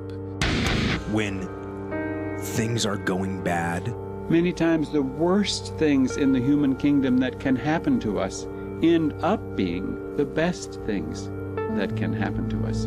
Oh no, crazy cult guy, like knew all the fucking self-help language too, so anybody that uses the same self-help language as the cult guy means you're the cult. All right, yeah. Don't use any self-help shit that people have been using for hundreds of years now. There's going to be some good that's going to come from it. Because we learn. By the way, that guy's cringe as fuck. What's his name? Out of whatever. Good. Your son just died. Good. You just ate a fucking potato and you're choking on it, about to die. Good. Yeah, that guy's cringe as fuck. In-depth lessons. Because of those difficult times. Unexpected problems? Good. You learned. Yeah, the music really sells it. Skooma skill, like his delivery, everything would not work without the music. The music really ties everything together. You could actually say, thank you for the lesson. Through his podcast, I mean his videos, Doe lectured that the end of this age is upon us. that the Earth was about to be transformed, Jocko, that's his name, Jocko. Yeah, he's cringe as fuck mid-century. recycled, but they could escape this doom by boarding a spaceship flying behind the comet Hale-Bopp as it passed by Earth. We are one or two events away from living in the Stone Age again. And I think it could happen in our lifetime, and it could happen to you and I. People who would consider themselves intelligent beings, they'd say, well, that's absurd. What's all this doomsday stuff? What's all this prophetic stuff? We're in this very strange sort of existential crisis as a civilization that's not being recognized. And in the meantime, we're distracting ourselves. You know, intelligent human beings should realize that everything has their cycle. They have their beginning. You can do this with any cult leader. Like, you would assume, like, oh, he's a cult leader. He sounds crazy. No, there's a reason people fall into the cults. Because they actually say some things that are, like, useful. They, like, mimic, like what helpful people usually do. But then at the end of the day, it's like, you know, the secret is like, oh, you have to kill yourself. And you got to do it when a Hale-Bopp is in the right position so we can get on the fucking alien ship. And you're like, what? You were just telling me about how, you know, you were just helping. This is what they do. They don't always sound fucking crazy. That's how they lure people in. They have their... If they just brought the crazy out right away, less people would fucking fall for their bullshit. Like Jim Jones. You go listen to Jim Jones before he was in fucking, he went completely nuts because he did so much fucking drugs. That dude went insane. Like, go look at his, like, early speeches. He sounded like just any other Christian preacher. Wilford Brimley super chatted $2. Play the parody of Jocko by Wormwood. It's hilarious. I gotta try to remember to load that up for later. They have cycles. Hold on. Didn't we? Isn't that the exact same? There are certain ages, almost unavoidable, of civilization. Correct. That they go through these cycles. They have cycles. Cycles. That they go through these cycles. They're the exact same fucking guy. Every civilization, Yeah, when they're they're the same at the guy. brink of collapse, becomes obsessed with gender. I mean, this is such a shit post, dude. The fact that people don't just go, this is funny, good job, and they actually take it seriously. Like, this is actually making some large fucking statement it's just a fucking shit post, guys. It's falling It's a good apart. one. The foundation of our civilization is falling apart. Doe offered his followers a way to save themselves from what he called the recycling of planet Earth, which was about to begin. He and the cultists needed to die so that the spaceship flying behind the comet could pick up their souls as they left their bodies, carrying them away to the next level of existence, to a new reality. The cultists all submitted to Doe's authority, believing that he was the gatekeeper through which they could ascend to that next level. The ultimate test came when that comet finally arrived, and they all did a full sui in order to join Doe and board that spaceship. And if you know anything at all about the Austin comedy cult, this all sounds eerily familiar, doesn't it? That's because Doe and Joe are the exact same strain of guy. Think about it. Yeah, they're exactly Just the same. like Doe, Joe Exactly the also same. offers his followers a way to transcend their lives and enter a new reality by boarding the comedy mothership. The comedy cult's followers also must commit a sui to transcend into that new reality. Not a literal full sui, but the kind of sui that existentialist Albert Camus called a philosophical sui. When we're faced with the absurdity of life, the fact that the universe is pure chaos despite our deep desire for order and meaning, we have two options. You can embrace the absurdity, surf the waves of chaos without copes, or we destroy ourselves, either literally or much more commonly through a philosophical sui. You don't sui your body, but you do sui a part of your inner self. You kill the part of your mind that's inquiring, the part that's honest, the part that embraces life's absurdity without copes, and you fill the hole left behind with things that offer false certainty in place of honest doubt. Religious faith, political partisanship, materialism, hollow spirituality, scientism, hustle cut culture, digital escapism, reactionary. This is a guy to listen to about truth, guy. He's going to tell you about truth. He's going to tell you about truth. The guy who fucking just weaves whatever crazy fucking narrative out of a tiny little clip or a tiny little bit of information. Like, dude, I'm an expert at this shit. It doesn't fucking fool me, bro. God damn. All right. Yeah, Jordan Peterson sucks, though. Nostalgia, being a fat, drunk idiot all the time, philosophical overthinking. Cultism and guru worship, or complete submission to authority. sometimes all of the above. Greetings to you, my friends. It's me, D. Trussell. Take this guy, Duncan Trussell, for example. One of Joe's longtime friends and a former advocate of radical honesty, truth-seeking, and psychedelic wisdom. Not long ago, he was the lone voice of reason in Joe's inner circle, and the only guy to openly predict how Joe would be corrupted by powerful forces looking to exploit him for access to his far-reaching media platform. People have decided you're one of the magnifying glasses focusing this beam of attention into the world. You have to watch out because people are gonna try to exploit you. That's the main thing, is people recognizing what you are, who have political agendas, will infiltrate your shit and then start blowing out their radioactivity into the world. And you have to wrestle with your identity. I worry about you, man. He was well aware of these billionaire techno-wizard freaks out there, manipulating new media before it became too obvious to deny. He warned Joe about them being a danger over and over again. We established they're these billionaires, and they live in these compounds. Right. And certainly people like Michael Hastings and other people, they get killed all the time. There's super powerful people who will use technology to kill people to have their own way. So that means that there is some group or series of groups of people that are doing highly nefarious actions from places of power. Mm-hmm. We know that there is truly a war to control the paradigm. He was, by all accounts... No, I'm here. I'm just letting it play because this is the part everybody wants to talk about. This is the part that everybody says is the best part of the video, so I'm letting it play so we can understand it. I don't want to interrupt this part too much. An honest guy, and probably the only guy on that stupid podcast who would rather say what's true than just whatever the burgeoning comedy emperor wanted to hear. But those sorts of qualities are no longer welcome in the comedy czar's simulacrum. They're far too threatening. So once Joe migrated into his new reality, Duncan faced the hard choice of either embracing the absurd and maintaining his principles of honesty and truth, or committing a philosophical sui and joining Joe in his new reality in order to maintain connection to the comedy czar's sphere of influence. Oh, Tipahan. I don't know if Mark Maron's going to approve of this level of comedy, because, you can't make fun of trans people, that's hack, but suicide jokes, that's not hack. That's not hack. By the way, I don't think either of them are hack. But I wonder if Mark Maron approves of making fun of suicide. Whatever's happening, you just have to make it a good thing.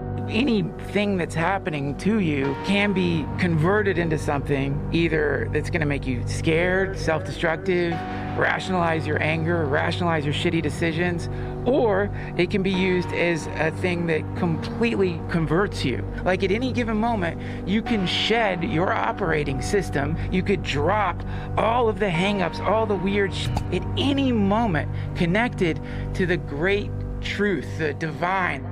That was him 5 years. No, Maron, Cloud K20. Maron's already talked about this and shouted it out. Maron fucking loved this. Maron was hate jacking it really hard to this as well, dude. All the Rogan haters love this, man. Of course they do. Of course they do. Years ago. He's since followed through on this new guy conversion, so let's see how connected he is to that great truth. Ooh, that divine. Let me ask you this, though. What do you think about people who say that someone like Peter... And I don't know, did I make up hate jacking? Did I create a new word here, or was that some... Because it just came to me earlier today. I was like, it's like hate jacking. They're just like, oh, I fucking hate this guy. Yeah! Did I make that up, or did somebody already use that? I want to feel like I created a fucking term here. Peter Thiel is the Antichrist. I'm sure somebody's already used that. Fascinating to me about accusing Peter Thiel of being the Antichrist.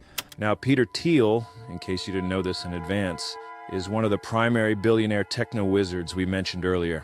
With his immense wealth, Thiel wields massive influence in politics, media, and online information from behind the scenes. He says cool stuff like, freedom and democracy are actually not compatible. Pete's company, Palantir, is deeply embedded with the CIA, ICE, FBI, NSA, police, and the military-industrial complex, and promises to be the most powerful mass surveillance platform to ever exist. He subscribes to a philosophy that believes that civilization as we know it ought to be destroyed, and from its ashes, a new technocracy should arise, a new state run by a CEO king who wields absolute... See, this part's a little frustrating because I know Peter Thiel's a hot topic right now. Everybody's talking about Peter Thiel. A lot of left-wing people that are using Peter Thiel as like, oh, the big boogeyman. I gotta look into it. I'm sure he's probably terrible. He's probably another billionaire is trying to set up to fucking profit off of the new technologies that come in, who doesn't give a fuck about the cost to humanity, yada, yada, yada.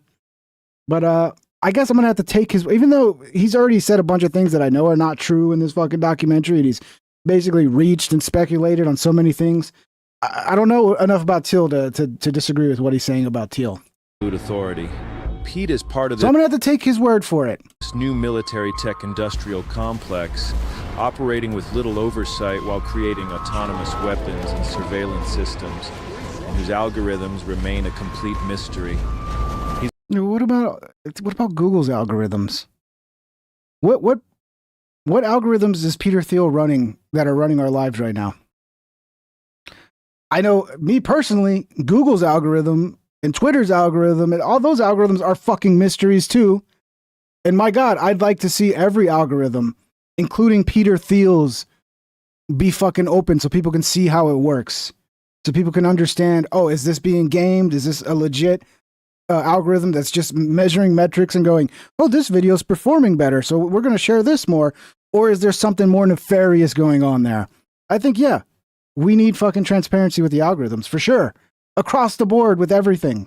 He's a caricature of a villain, straight out of a comic book. But Pete is real, and the exact kind of nefarious, influential guy that Duncan used to warn everybody about just a few years ago. All right, back to Duncan. What's he saying about Pete? Here's what's fascinating to me about accusing Peter Thiel of being the fucking Antichrist. Stuff. He's very much talking awesome. And it was like totally normal dude, obviously super smart. There didn't feel like there was any kind of like subversive anything, nothing to really be scared of. Depressing, so people man. say that Peter Thiel is Antichrist, just for argument's sake. Fucking says that. You hear that? He's actually getting mad about this. Argument's Fucking says that. The reason Dunk's got to do this is because the comedy czar is actually Pete's friend now. So Is that why? Did Duncan say that's why? You're taking a tiny little portion where he's like, I met the guy was nice. I fucking hate Bill Gates. I'm sure if I met Bill Gates, he'd be nice. He'd shake my hand and be polite.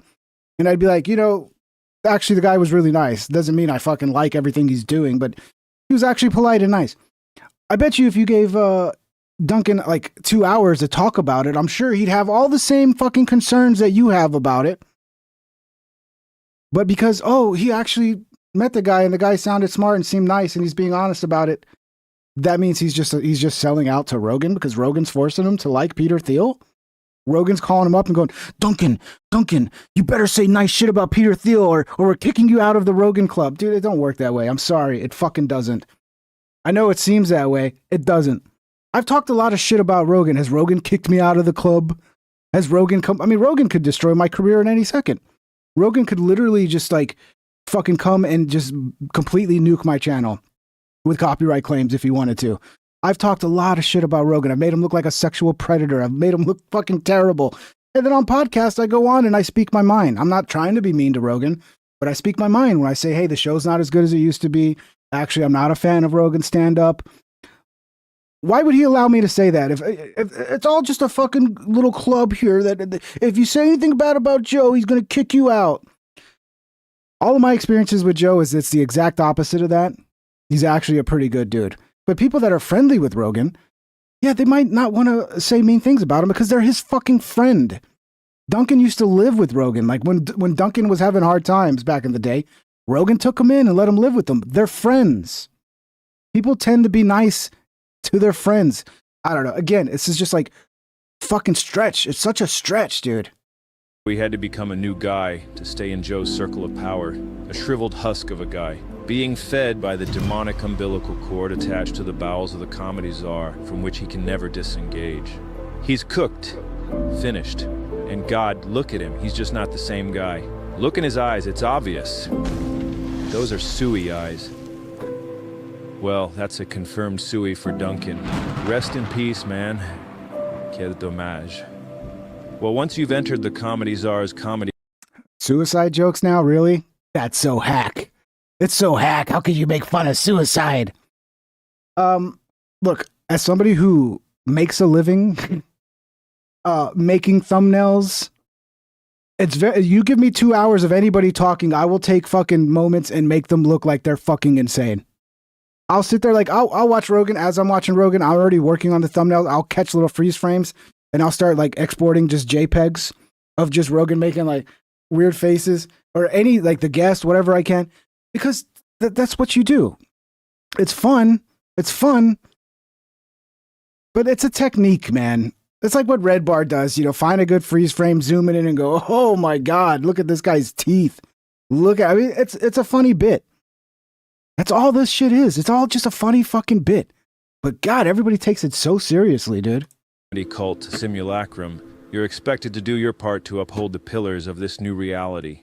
That's Upholding what it the is. pillars allows you to stay in the cult and potentially reap the rewards that come from its membership. How dare you say something nice about someone they don't like? You can't say anything nice about Peter Thiel.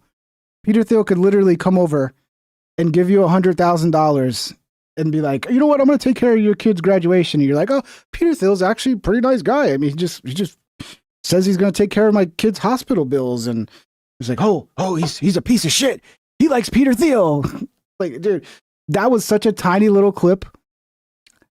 I wonder, like, if you listen to everything Duncan said about Thiel, and if you let Duncan like really go deep into it, I guarantee you he'll have the same concerns that everybody else has. These tenets bind the simulacrum together, and as we already explained, the more guys you've got upholding the pillars, the more stable the new reality becomes, which is vital because if the simulation crumbles, it's all over for this stupid experiment. All cults need their tenets. Yeah, I get it. It's suicide because he's actually going against his own beliefs because Joe Rogan forced him to. So it's a form of suicide. No, I get it. But, you know, if we're going to fucking cry because of trans jokes, well, why are suicide jokes okay? Why is it okay to make a suicide joke? If trans jokes are a problem, maybe suicide jokes should be a problem too. No. Suicide jokes okay, trans jokes bad. I get it now. I get it. One of these days I'll understand what's acceptable and what's not. Okay? It's hard for me now, though. And the Austin comedy toilet cult, or whatever we're calling it, is no different. Because Joe is the sole autocratic dictator of the entire scene, he could construct his world however he wanted to. Starting it from the ground up. So it's this completely new thing, and it can kind of go a lot of different ways, and a lot of different things can happen. You don't know what's going to happen one way or the other. Those things are very exciting. It's scary, but it's exciting. The primary pillar, like all cults, is the steadfast. Joe has had some weird takes. That like we're all gonna just basically put our consciousness into fucking the machines, and we're gonna become like we're like a caterpillar that's gonna evolve into a butterfly with AI. And Joe does have some weird beliefs with that. I'll give him that. But whatever, dude, he's allowed to fucking have whatever beliefs he wants. And it's not Joe that's gonna bring about this reality. Unfortunately, it's just there's no stopping technology. People are gonna want to go into their own little fucking worlds. They already do. Just like you're doing right now with this whole fucking fictional narrative on Rogan, you're going into your own little fucking world. It's been something people have done forever, reading books, telling stories. But yeah, I guess, you know, I guess it's all bad. I guess we're all just idiots. I guess we're all just a bunch of fucking morons. Vast veneration, devotion, and reverence of the cult leader.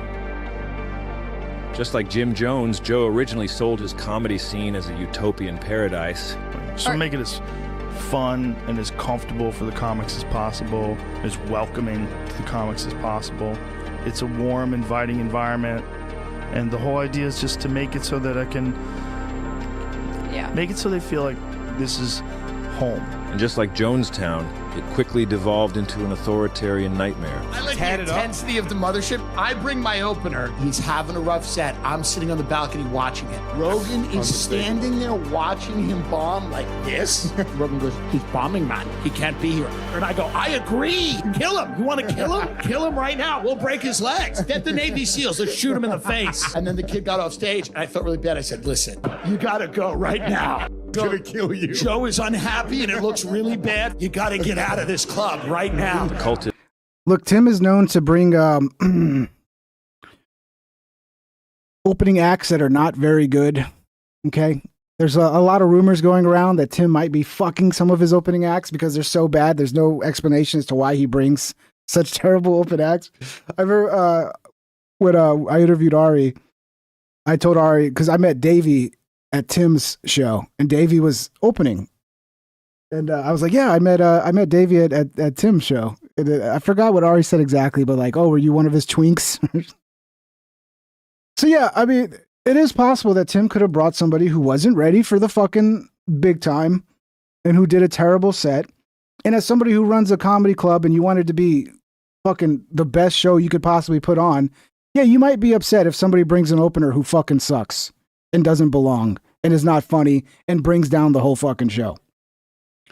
But that is funny though. The way Tim tells that story is fucking funny. To the authority of its And I don't know if it's true, the rumors I've heard about Tim having twink openers. But, you know, people do shit like that. charismatic leader who can People don't care when it's gay people doing that. Like, if you're a dude doing that with women, like, you want your opener to be a woman, so you might have a chance of banging her, so you just find all the hot up-and-coming chicks that want to be comedians, and you make them your opener, and then you, like, you know, try to slyly fucking get in with them. Nobody cares if it's dudes doing that to each other. Only when it's women. never be questioned or crossed. He's a supreme leader. I mean, Ari might have been joking too, but I've heard that rumor a few times. In Austin, his comedy... And no, Davey wasn't fucking Tim, okay? At least I don't think Davey was. I gotta talk to Davey about it. Maybe, Davey, were you fucking Tim? No, he wasn't. He wasn't. I'm pretty sure. North Korea. Comedy cultists must pay tribute to the dear leader by praising him and are expected to excessively embellish his abilities, often to an absurd degree. How many people on Earth do you think could kill you? 100, to be generous? Maybe. Very few people can kill you if they want to. This is straight out of the... Silas, I think your review is spot on, so I'm going to read your review. Silas says, I watched the whole thing before coming here, talking about the video we're watching right now. Entertaining, yes, entertaining. Nice, ominous background music, yes. I also like his voiceover style as well. But mostly based on a crock of contemporary doomer beliefs that end up in the same result as his critiques. Yeah, like, you can do this to anybody, dude. That's the reality. Like, what he's doing here, anybody that's spent enough time talking, if you got, you know, hundreds of hours with Joe, it's unlimited the amount of time he's talked on the internet that you can just sort through and fucking pick and weave a narrative. Like, you could do this to anybody, man. So the people that like offer this, it's like, I could do this to you too. Go fucking spend 10 hours this week talking on camera, being yourself. Then give me that footage and see what I fucking do with it. It's not that hard to do. You just got to have time and, you know, some creativity and a little bit of a funny bone helps. The North Korean playbook, where they pretend their dear leader was the world's greatest golfer after shooting 38 under par on his first ever round, including 11 holes in one. Comedy cultists are expected to study the beliefs of their dear leader and prove their commitment and allegiance by repeating his own opinions back to him. I was doing the cold plunge after I did the sauna. I've incorporated a new thing that I was telling you where I get up. Yeah, mid-century, he says, he's just getting flack because of how much influence and power Joe has over the public and political system. Yeah, and because, you know, he's on the right. These guys have had complete domination over media. The left-wing types have had domination over media for so fucking long.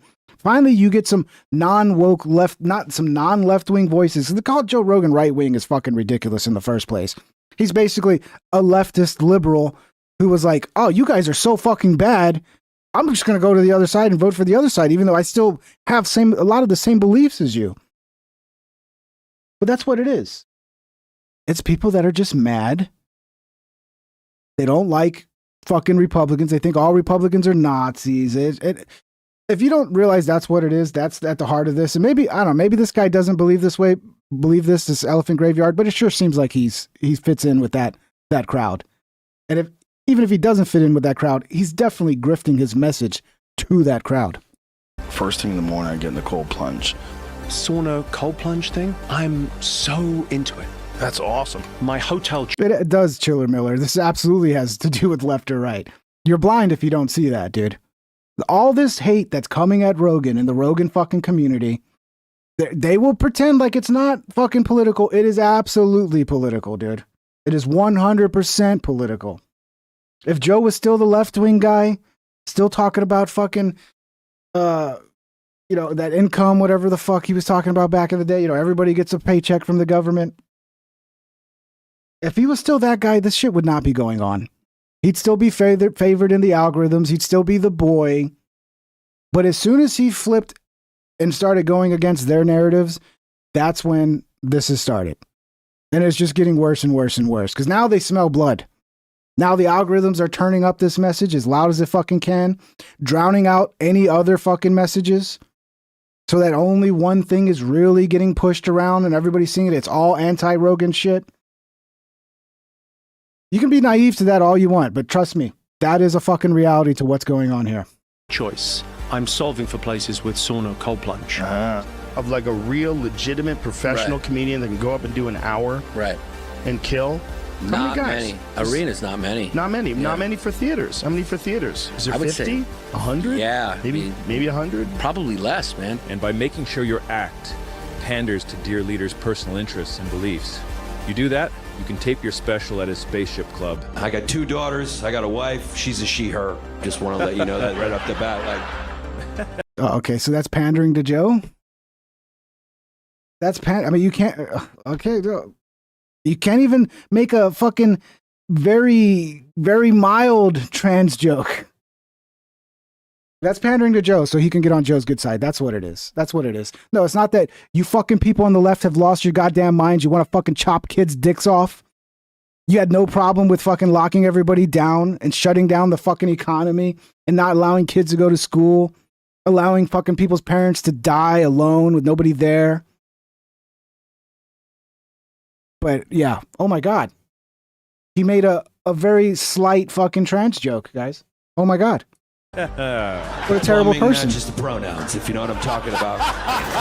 And really just doing whatever they got to do to appease him, no matter how, Yeah, no wonder fucking Mark Maron likes this video so much. how debasing or humiliating it might be for them. This is Chris DiStefano's very first time ever. Okay. Lighting and smoking a cigar. Okay. Yeah. Like This is actually a really funny clip. Is this the right way? Yeah. He's going to vomit. I want to see him vomit. Get it on there. Get it on there. All right, you're good. Just start pulling. It's hard to believe that somebody would have this level. I mean, I smoked my first cigar when I was like 12 years old. Okay, I've got one of those cigars. I opened it up. I had no I figured it out in like 2 seconds. It's like a straw. Not very difficult. Chris DiStefano or whatever the fuck. His IQ. I mean, I don't know. It's a bad look when you can't even figure out how to fucking light and smoke a cigar. No, you're not. Breathe in while you're doing that. Puff. Keep puffing. There we go. Was he trolling Joe? I mean, that would make more sense, Sassy, if he was trolling Joe, because this level of stupidity, like, who's this dumb when it comes to smoking a cigar? It's not fucking rocket science. You puff on it, dude. You go, that's it. Just like you would a straw, bro. You never fucking used a straw? So mean. Yeah, take a sniff of these bits. Come see a sniff. Take a smell. Yeah, you want me to go? But yeah, so that's him forcing, he forced DiStefano, he forced Chris to smoke that cigar. He was bullying him. On the other side? Yes, my king. Yeah. Humiliation. Yeah, that's right. Get in there. Yeah. That is bad. He's forcing them to do this. It's basically a humiliation ritual. That's what this is. This is not a funny bit where they're hanging out, having fun. No, it's a humiliation ritual. That's what it is. That, right? Yeah. And the most shameful lie of all of them, you got to pretend that dear leader is actually funny. You got to laugh at any attempts at humor, no matter how embarrassing for him or you. Baby, I'm a baby. It's all about me. Yeah, that's what it is. What are you, some kind of communist? Ori! Look, I like when Joe does impressions and voices. It's what one of the things Joe does really well is when he does impressions and voices, and like he can do physical comedy pretty well. But yeah, don't laugh at him, guys. Don't laugh like you would hanging out with a friend who's making a joke. Don't do that. That's terrible. That's terrible. Like, I'm a legit world-class comic. Like, I'm real. Yeah. Everybody knows Joe's a comic. The lie functions Yeah, I wonder what the context of that was if we heard the whole clip. as a loyalty test. It sounded like, I don't know, I could be wrong, but I have a feeling Joe was actually talking in first person about somebody else, because Joe does that a lot. That's one reason I'm able to edit him the way I do, because Joe will so often tell a story and then he'll go into first person to tell somebody else's side of the story, but in first person. But I don't know. I don't remember this, so maybe I'm wrong. But that sounds like it's something I've seen Joe do a million times. Congratulations on your magnificent success. Thank you very much. And you're a comedian too, huh? Yeah. No shit. You are murdering so hard. Why don't you show Bernie fucking Sanders? Huh? Here's the thing. I imagine Joe would have way more left-wing people on his show. But once he started having more right-wing people, once he went against fucking COVID, left-wing people don't go on shows like that. That's one thing they do. They fucking hide away from shows like that. They will not go on. It's very hard. Like Tim Pool talks about it all the time. Like, hey, why don't you get more left-wing people? It's like, they don't want to come on the show. They don't want to have debates. They don't want to platform me, you know, because that's the way they see it. Like, you talk to a bad person, now you are a bad person. That's the way the left fucking behaves. But they're the virtuous ones, aren't they? The ones who want to censor all of us for making bad fucking jokes. The ones who want to fucking deplatform Joe Rogan. I'll play you a video in a little bit of two dumb bitches who are like, I don't, you know, they're basically wanting to deplatform Rogan because he's having people talk about things that they're not experts in, but actually they are experts, but they're the wrong kind of expert. And it's like go suck a dick, dude. You guys are not the virtuous ones. The right wing may suck. Donald Trump may fucking suck. But you guys suck worse. And that's the saddest part. You can't even offer a fucking option for us to go, oh, maybe there's one good... No, you all fucking suck. And the reason why your shit is not popular and so many people are going to Rogan and voting on Trump, it's because you fucking suck. You offer nothing. And you act like a fucking cult. But yeah, this video is great. You really owned us with this fucking bullshit. Good job. When you're climbing on a stool, I was like, holy fuck. Because we all thought you're just like a famous guy who just... He's talking about Joe climbing on this. Joe's never going to live down climbing up, humping that stool, Joe. Joe, you should have never humped the stool, bro. Stand up on the side. Uh-oh. And we were like, nah, this guy's a murderer. There it is. This lie is just so egregious, I had to call this brain science guy called Sam to get some perspective. Hey man, yeah, can you just explain how people could be this dishonest? Yeah, Sam Harris, guys. Round of applause, Sam Harris, the voice of reason. Yeah. God damn, if only Sam Harris was as popular as Joe Rogan, guys. Sam Harris should be the fucking... Oh my God, Sam fucking Harris, dude. Harder the lies are to believe. I mean, really, the impossible lie functions like a loyalty test, right? Yeah, that's what I was saying. Still. Code for being in the cult is designed That's to get right. people to believe nothing. So they just realize, okay, who knows? Didn't Sam Harris, like, want vaccine mandates? Wasn't he kind of like the worst of the worst with COVID? But yeah, he's the guy. He's the guy. Yeah, he's the one. He's the voice of reason here, guys. You know, all of this would land so much better if we didn't see the reality of who you fucking people are during 2020. Yeah, well, lucky man. I'm just we're going to lucky. be obedient to keep my head down.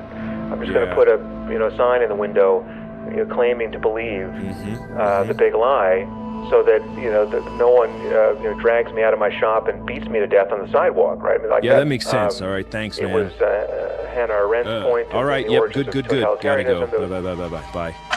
When loyalty is everything. If you're a ruler, I gotta who watch that demands again to total- understand the point. The he's kind of losing the thread a bit here. It's kind of hard to follow because it's such a. But yeah, okay. Let me see if I can follow this. Joe sold out to the right wing technocrats, and is going to help usher in putting us all in the pods and the into our fake realities and the simulacrum. Okay, I'm trying to follow. And complete loyalty, you're going to create a circle of liars around yourself. Ousted comedian Chris D'Elia tried to defend Joe's last special, but he really struggled to navigate that maze, trying to find that perfect take that's going to convincingly praise that comedy atrocity. Rogan special came out, and I'm happy about it. Oh, It's so one crazy second. how, like, My bad. obviously we know obviously, I honestly haven't seen the reviews. I saw somebody saying it, and they were like, this is a hacky, this is a hack. And it was... Bro, if you liked Rogan's live special, you're a moron. Don't you know that's not funny? I'm sure there's people out there that liked it. First of all, I think it was dumb to do it live. Joe, you're already dealing with enough shit. There's people that just, no matter how good of a special he does, it's going to be fucking terrible because they hate you. but he should never have done it live. That obviously took away a lot of the tricks and techniques that a lot of comedians use to like really up their special through editing and fucking multiple shows where you pick the best spots and the biggest pops, and you know, you get a bunch of trial and error to where you can take out the bad and leave the good. So yeah, I remember reviewing it and I was like, it wasn't that great, but it wasn't the worst fucking thing ever either. You know, it's a little overblown. It was the worst fucking thing. I don't know, man. For some reason people still show up to his comedy shows. There's some reason people still pay to go to see him live. I guess, you know, go see him do stand up. I guess there's still people that find him funny. I'm not huge into Rogan stand up. It's not really for me. Although I do remember watching one of his early Netflix specials. I forget which one it was. And that one was actually not bad. It was like 2014 or 2012 or something. So he had, like, in my opinion, one special that was pretty decent.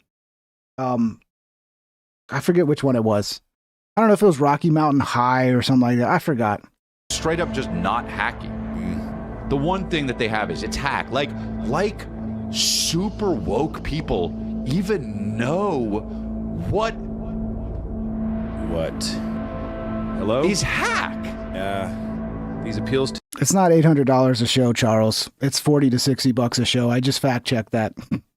So he does say $800 for a show earlier. You know, it's a little creative.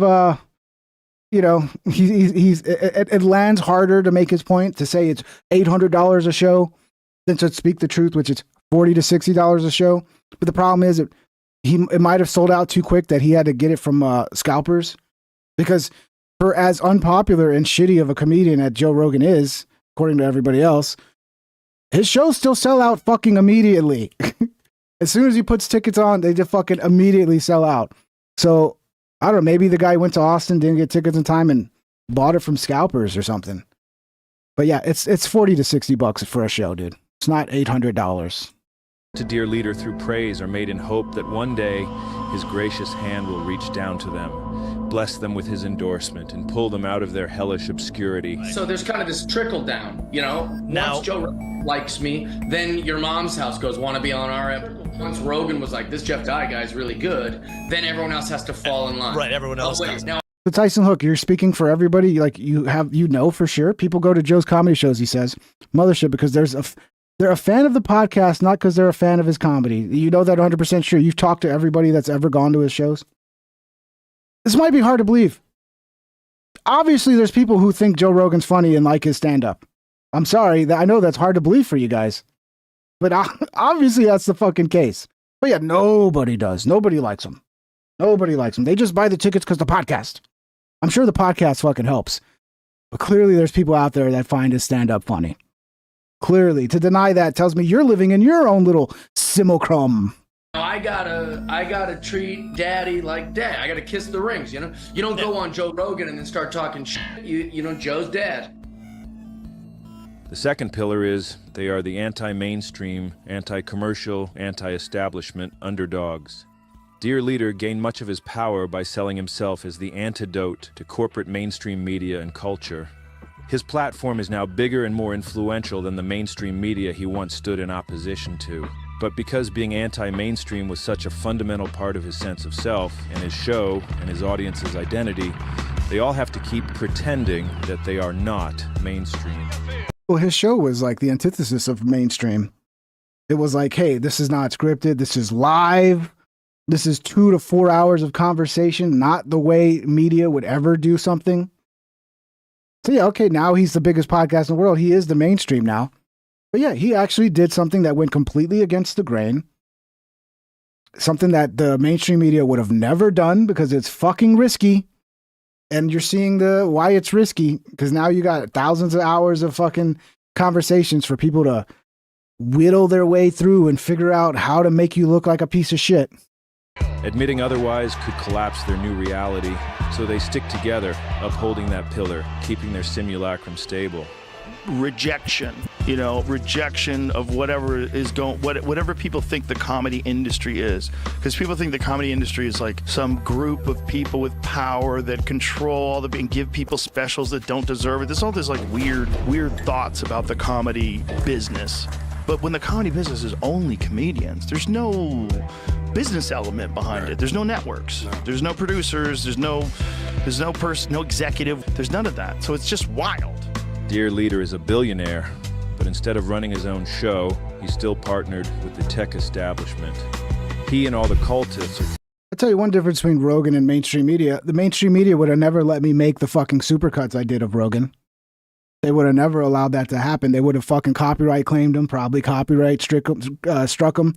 So me, a little dude just coming out from my little fucking cave of working in telecommunications, I was able to make some videos, end up having a career, end up making money, and Joe was supportive of that. So I don't know, man. At some point, you got to give the guy some fucking credit. He did go against the grain. He didn't. Yeah, he was. Big part of why he got pushed was because he was a Fear Factor guy, the MMA guy. He was accepted and pushed by mainstream Hollywood. But then he built his own thing outside of that system. That was 100% outside of that system and was a brand new thing that people weren't used to seeing. It was something new, and people loved it. I don't know. I forgot what my point was. The biggest corporations. I can't believe this. We're only 48 minutes through this fucking video, dude. I mean, this guy was going for all of the ad revenue, all of it. Still, they maintain a not one ad break. Give me 40 ad breaks. facade of being independent DIY artists. As we all know, Joe got in tight with the U.S. regime and became the government's own comedy czar. The regime's comedy puppet dictator, like comedy Lukashenko. He's now literally an extension of the U.S. government. But inside the reality of the mothership cult, he's still the anti-mainstream underdog. And obviously this makes no sense at all, but because all this is taking place inside... Could have done a better job of balancing the audio. At some points where like he's really low and the audio is really high. You know, it happens, but you know, fuck. An anti-reality simulacrum, it somehow just works. You have like comedic instincts. Like when you said to Hillary, you'd be in jail. Like that's great timing. It's funny, you need at least the attitude of a comedian when you're doing this business.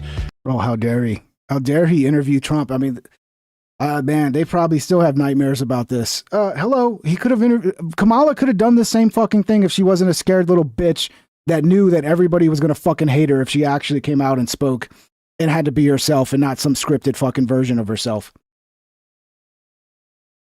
Y'all need to look inward at yourself. You are the reason this guy's in power. You are the reason that fucking Rogan is not a left-wing guy anymore, isn't embracing people on the right. You are the fucking reason. But yeah, let's blame everybody else. No, you're terrible. Offer us some solutions. Actually start getting involved and go, okay, yeah, we need a Democrat candidate that's actually going to offer like solutions to people and actually like do things that the people want, and then maybe we'll actually get some votes again. But yeah, it's just just shit on the other side. That's all they ever have. That is all they ever have is just shit on the other side. It's the most dangerous business. Being president is the most dangerous. Especially you. Imagine if there was assassination attempts on Biden. Pillar 3. They are real comedians. No, I don't think he would have been rough on Kamala. Tyson Hook says, except Rogan would have asked Kamala some hard questions. I think he would have gave him the same fucking interview he gives fucking every politician. When politicians come in there, he's on his best behavior. He did it with Bernie. Why didn't he attack fucking Bernie then? Why didn't he attack Bernie? I don't think he would have been fucking attacking Kamala. I think he would have had the same energy with Kamala that he had Trump. But we'll never know because Kamala didn't go on. And then she lost. But yeah, it's all our fault. It's all our fault. A special class of human, an elite artist class. Comedy is sacred. And the mothership is both a holy temple. I was in the mothership last night, and that audience were like church. And the center of the comedy universe. I mean, that was why'd you have to cut it there? I'm guessing you did it just for time, right? Because maybe he fumbled some words, so you just cut it. But yeah. It's a cult, guys. It's all a cult. The comedy mothership is the hub of comedy in the world. It's wild. Yeah. It's comedy mecca. The green room is the Kaaba. The house. Yeah, Castillo. I mean, I don't say this because I assume everybody knows this now, but it's like they try to like brush this shit under the rug. But like what Castillo says is true. Joe Rogan even said Kamala Harris's camp had questions wrote out and questions he couldn't ask. That's why they couldn't come up with the deal on the podcast, because Call Me Daddy followed Kamala's little advice. Like they had to set up a studio. It had to be this long, had to be only approved questions. Rogan wouldn't do that. So Kamala refused to go on because it wasn't going to be a controlled interview. It was going to be a typical Rogan interview, which talk all the shit you want about Trump. He had the balls to go into that space and have an uncontrolled interview that could go anywhere for 2+ fucking hours. But Kamala couldn't do that. Kamala couldn't do that. So once again, you're fucking yourself. But let's blame everybody else. Let's blame everybody else because you're so fucking terrible. We had no choice but to select a less terrible option. House of God. Being granted entry is considered one of the cult's highest honors. We laugh in that green room, and the best thing about the green room is how restrictive it is. You know, that you just can't go in there. The comedy czar considers his entry into comedy a yeah, like every green room in the comedy. I don't know if you guys don't know this, but try to go to any comedy show and try to go in any green room in any comedy show where you're not performing and see how they respond. Just go try it out one day. Any comedy club in the United States, as a fucking just regular person, you're not friends with any of the people performing. Just try to walk into the green room, see what happens. Religious experience. But that's such a good point. That transformative moment where he was just owning them there, baptized by Mitzi Shore, and transcended from a civilian into a real comedian. I remember thinking, I gotta get to the comedy store. It was like, it's Mecca. It was Mecca. It was a religious call. I mean, if there was anything like that in my life, that was it. She passed me as a non-paid regular after my first audition. I couldn't sleep that night. A real comedian. It's projection. It's what they always do, dude. Spocko super chatted $1.99. The woke are calling something a cult. This is what they always do, Spocko. It's what they always do. They always project. Like they get out in front of like whatever you're calling them. They'll call the other side that. Hillary Clinton seemed to be the best at that. Hillary Clinton was like the master of that. Dear Leader's beloved Saint Mitzi must be revered and venerated by the cultists as their adopted spiritual deity. There's this guy here, Jelly Roll. Jelly Roll TV again. Now he's not a comic, he's a singer, but he has successfully joined the mothership cult by carefully studying and obeying the pillars. Oh no, why'd you have to do that? I mean, that's just low, dude. That's just low. That's just low. Like, look, he's picking his nose. I mean, come on, man. God, dude. Oh, why would you pick your nose like that in public? What's wrong with you, Jelly Roll? The fuck is, like, Jelly Roll is one, like, everybody was trying to push him every 2 seconds. Jelly Roll this, Jelly Roll that. He was everywhere on social media. I didn't care. I ignored it. I never heard a song from him that was like, oh, that's a good song. It's just like, I don't know. It's just, they just keep pushing Jelly Roll in my face and I'm sick of it. Yeah, I don't give a fuck about Jelly Roll, but what are you doing, dude? What are you doing? You don't fucking do that, bro.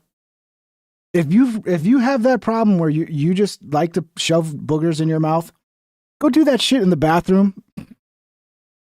Where's he? It's like he's sitting at the UFC. Is that where he's at or something? What's going on? Here he is performing for Dear Leader, showing his reverence for Saint Mitzi, crying about and praising the woman he's never met.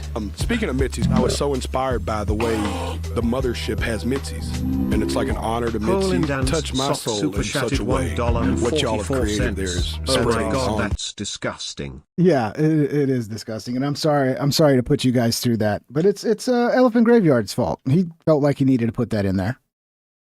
He felt that was necessary to the story. Yeah. Yeah. Look, the Mitzi obsession. Like, I don't get it because I don't give a fuck about the Comedy Store. But there was a lot of comedians who got their careers and had big careers because of Mitzi putting them through. So, you know, a lot of formative years of their life were spent at the Comedy Store. So they have a close connection to it. I don't give a shit about the Comedy Store, but can you blame them for like some of the best years of their life? Was at the Comedy Store and their careers were made at the Comedy Store. So yeah, I don't know, man. I guess, whatever. Damn, you almost got me emotional talking about it. I heard the Comedy Store is actually not doing very well now, ever since COVID and because everybody left fucking Los Angeles, you know, mainly Rogan. So I bet you they're probably crying as well now at the Comedy Store, missing the Rogan days before he left Austin. Doing stand-up is a transcendent spiritual experience that only real comics will ever be able to tap into. But Richard Dawkins is never killed on stage. He doesn't know the connection between human beings that comes through laughter and joy in that way. Walk to the women's locker room with a It is cringe. It is cringe how much they put stand-up comedy on a pedestal. But they are stand-up comedians. It's like people who like their whole life is sewing, and they're like, they love sewing and they talk about it in this like loving, glorifying way. And it's like, yeah, because sewing is their life. But it is cringe when it's not your life. You're like, well, you guys are special because you can fucking be a class clown on stage in front of a microphone. Like, oh, good job. But I get it. But yeah. Dear Leader draws a stark distinction between the comedian class and what he calls civilians, regular guys, lower tier humans. This Hassan guy explains some of the differences between higher. Yeah, I can't. Hole in Dance Sock super chatted $1.44. Can we burn Jelly Roll with fire ping? In a video game, I can't condone violence. Yeah, I don't get the Jelly Roll thing. I don't get it. I don't understand like why he got so big. It's like, oh, it's just a fat guy that can sing. Is that what everybody's into now? Like, all right, if you're fat, guys, learn to sing, and people are gonna love you. 90 likes, guys. Let's see if we can get 10 more likes. We can get to 100. Thank you, guys. We're having fun here. This is a blast. Hope you guys are having fun. Humans, comedians, and the lower tier average human. And how difficult it can be to even be around such low-tier guys. Our ability to talk to literally anyone is a skill set. Like, totally. Do you ever have to, when you go to like a party with your ladies' work friends? Yes. And you're like, bro, there are fucking just goobers out here. Yeah, just office banter. I was at a work thing with my wife. We're like in a building, and outside the window, it looked like someone was about to jump off. Oh, wow. The guy goes, like, is that guy like, is he walking on the roof? I go, the part didn't go his way, so he's just. yeah. And they're like, Pillar 4, they are brave truth tellers and victims of an authoritarian mob of censors. They need to be seen as oppressed victims so they can appear as heroes. All right, thank you, Holden Dan. Welcome, K-Flow. Nice name, bro. Got the K-Flow going on. Thank you for the gifted membership, guys. For standing up to the threat. Thank you, Dan. Inside their simulacra. See, Holden Dan Sock, y'all don't know this, but Holden Dan Sock's probably one of the few that have been here watching my live streams going all the way back. What was it, 2018 when you started, Dan? I know you've been here forever. Shout out to Dan, one of the longtime viewers. They are the modern day incarnations of guys like Lenny Bruce, Dick Gregory, and Mort Saul. Look them up. We're drinking, my friends, in the Last Chance Saloon. What I'm saying on stage tonight is barely acceptable now. In 10 years' time, forget about it. You'll say, I saw a man, and he stood on stage, and he made light of serious situations. We used to call them jokes. And us versus them mentality is a hallmark of cult psychology. Jim Jones fabricated threats like government persecution and fascist takeovers all the time, and he taught his followers that his temple was the only... Yeah, you kind of lost the plot with the music here. It's hard to have an hour and a half of like the music being perfect. And you got to have a juxtaposition where it kind of picks up and then calms back down and picks up and calms back down. But yeah, this section, the music isn't hidden as well. A safe place from the dangerous and decaying outside world. The Heaven's Gate followers believed that they and the rest of humanity were under the control of deceptive lower-tier aliens called Luciferians, false gods who controlled Earth's religions, governments, and media, corrupting the minds of humans. The only way to escape the Luciferian threat... This is dragging on. This is really dragging on. I mean, god damn, we were 53 minutes of an hour 28. Yeah, I guess at a certain point he just was like, oh, whatever, I'm just going to throw music into the backtrack. Who cares if it's too loud and you can barely hear me? People are going to fucking eat it up anyway. It's anti-Rogan. I don't have to try that hard. That was to submit to Doe, Sui out of this world, and get on that spaceship. This fosters paranoia and isolation, which helps bind the cultists together and keeps them fearful and loyal to the leader. The mothership comedy cult Toilet Piss Pipe employs the same psychological strategy. Like Heaven's Gate's Luciferians, the comedy piss cult... It's worth it. I should keep watching it. I've almost bailed out a few times. Because it's just dragging on too long. But okay, I'll take your word for it, mid-century. We'll stick it out. Also We've made it this fabricated a far. make-believe enemy to set themselves apart from and blame for everything. Woke. It's very dangerous. A nebulous, undefined, and amorphous outgroup that is somehow both completely feckless and able to wield widespread domination over our entire society. We're out of their mind. They want to force people. Yeah, he was very socialist. Spocko super chatted $4.99. Jim Jones was connected to the California Democrat Party. Yeah, he was a socialist. That's why they went to Ghana to create their little socialist paradise. It worked out real well. It always does, doesn't it? It always works out so well. To behave and think a very certain way. Well, they're just nuts. He is terrified of a shadow, a construction in his mind formed by a social media feed. You can never be woke enough. That's the problem. It keeps going. And if you get to the point where you agree to all these demands, it will eventually get to straight white men are not allowed to talk. Oh, no. You're not allowed to go outside. Damn it. Oh, please tell me you're joking. I mean, I'm not joking. Shit. He's not wrong, though, dude. You just want to ignore all the fucking terribleness about one side and just point out how terrible. Yeah, you can point out shit that's terrible on the right all day long, and it's true. The right fucking sucks. But they're in power now because you suck that bad.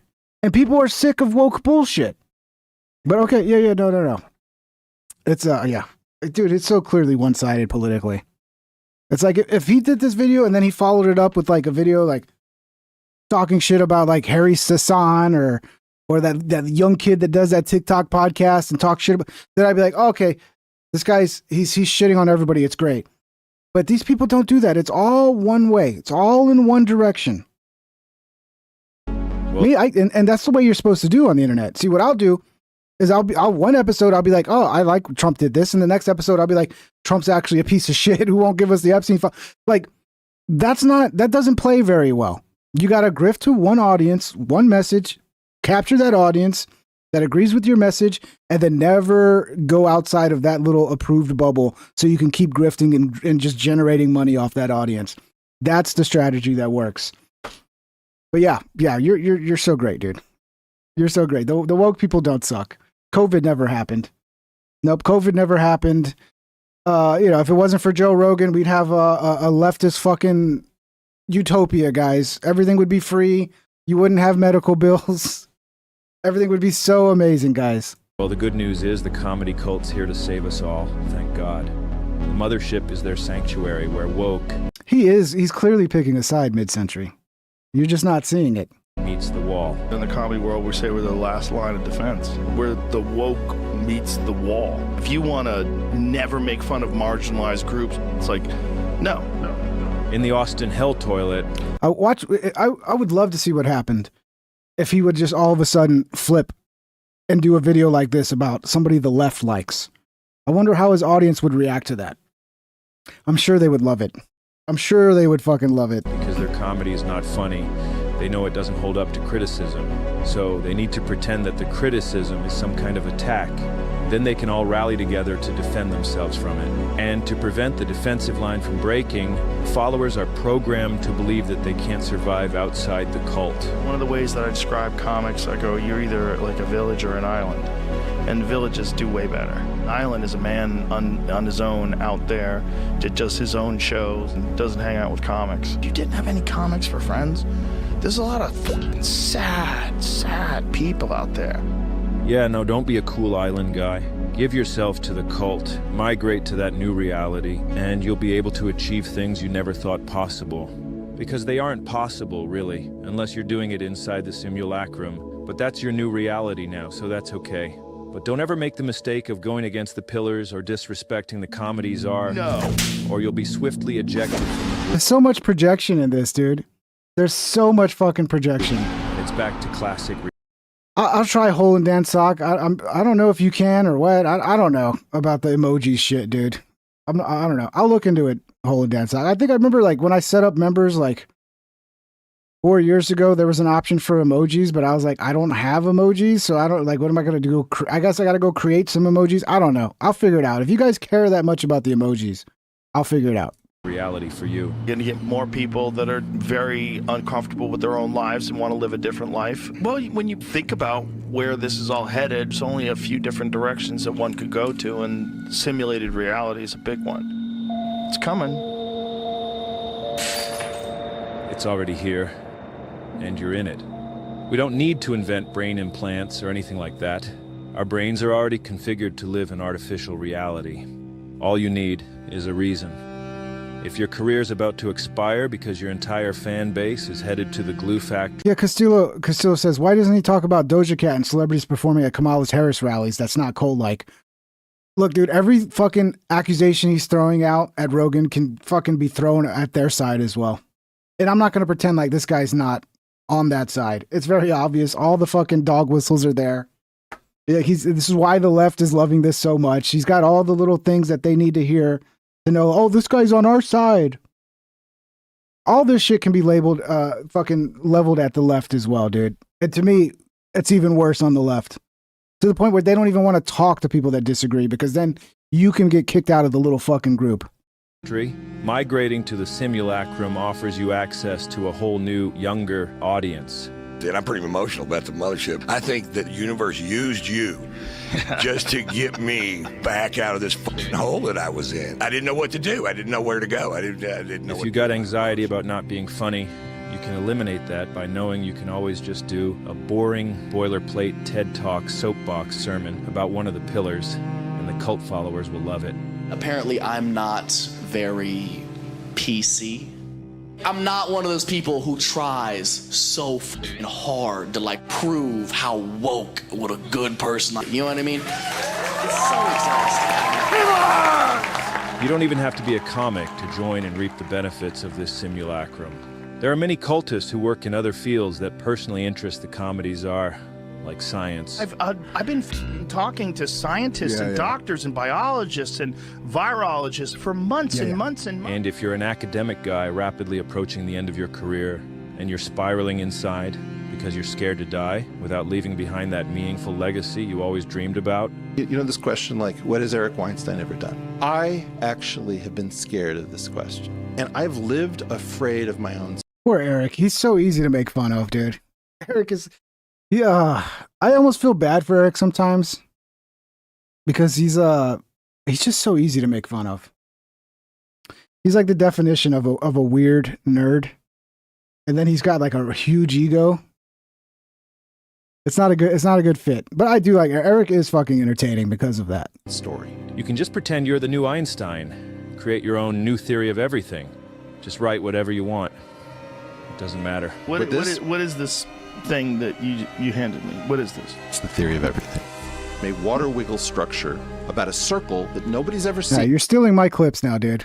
You're stealing all of my fucking cool fucking moments. That is at every point in space and time. It doesn't matter that it doesn't make any sense in classic reality. In the simulacrum, the followers are so stupid that they won't know if it makes sense or not. Yeah, that is true. It sounded crazy to me. It made no sense. But then again, yeah, a lot of theoretic physics and fucking all that shit. Of course it doesn't make sense to the average fucking person. It sounds like fucking gibberish. Can't tell, it's just a bunch of bullshit. You're spinning that circle over and over again. So this is an actual model of a gauge theoretic concept. And since you got the comedy czar's endorsement, whatever you say is brilliant, even though they have no idea what you're even talking about. Can a piece of paper... This was an awkward fucking episode. It was awkward because Joe's like, I don't even understand what the fuck you're saying, dude. I mean, that's why I made for such great clips, because it's like he's just saying this fucking just insane sounding shit, and it's just made for a good little setup for a clip. But yeah, poor Eric. He's just trying, man. He's just trying to show people that he's got the answers, and academia just like won't listen to him. Yeah, I don't know, man. That is the problem with Eric, is it's no regular person can understand what the fuck he's talking about. Effectively will two hands into drawing each other into existence. This seems pretty crazy, eh?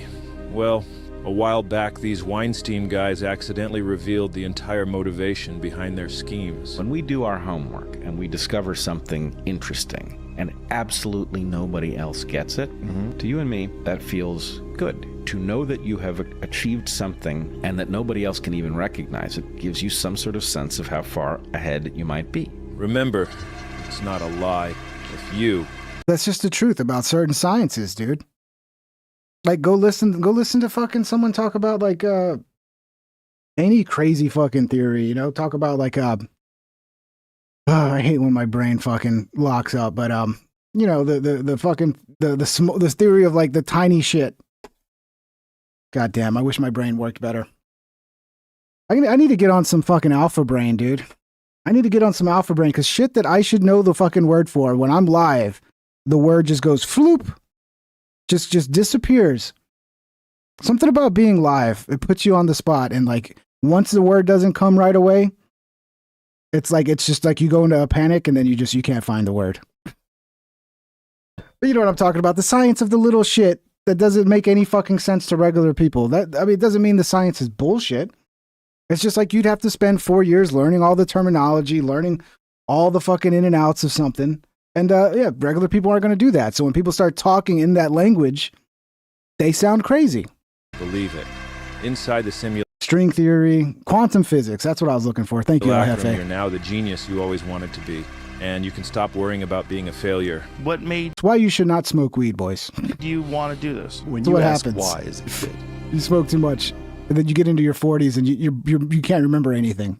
What happens if you keep at it? Nah, that happens though. It's just, you know, sometimes words are just like, you're like, you know the fucking word, but it's just like not coming into your brain.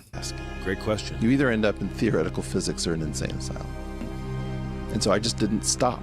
If you want to become a stoic genius guru kind of guy who knows everything about life, a cold, logically calculated debate, God, but you're actually a hysterical, emotional baby, overwhelmed by everything, has no idea what's real, and can't discuss anything without spiraling out and melting down like a child.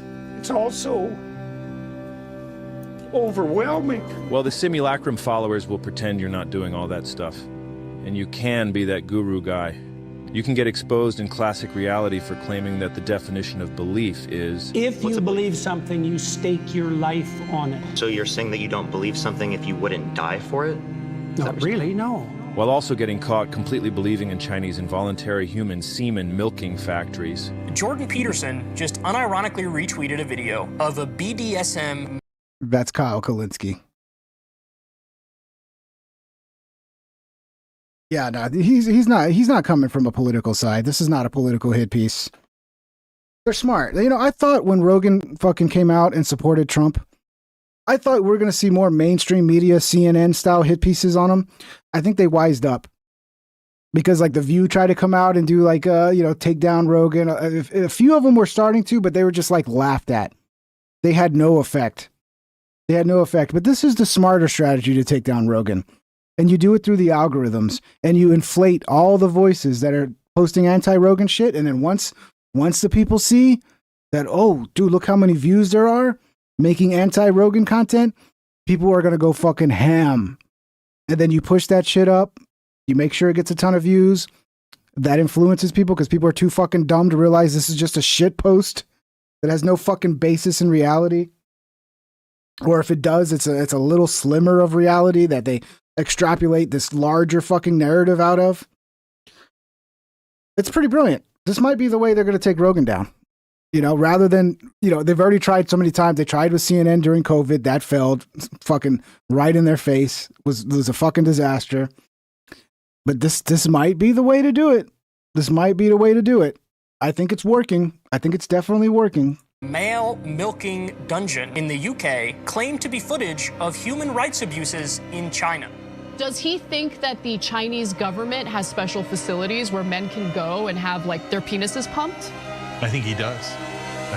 Which by his own logic means he would die for Chinese semen milking factories, which ought to make a guy certifiably insane. But not in the simulacrum, where you'll remain the... I mean, it's so easy to make fun of Jordan Peterson. It's not... Making fun of Jordan Peterson's so fucking easy. The guy's...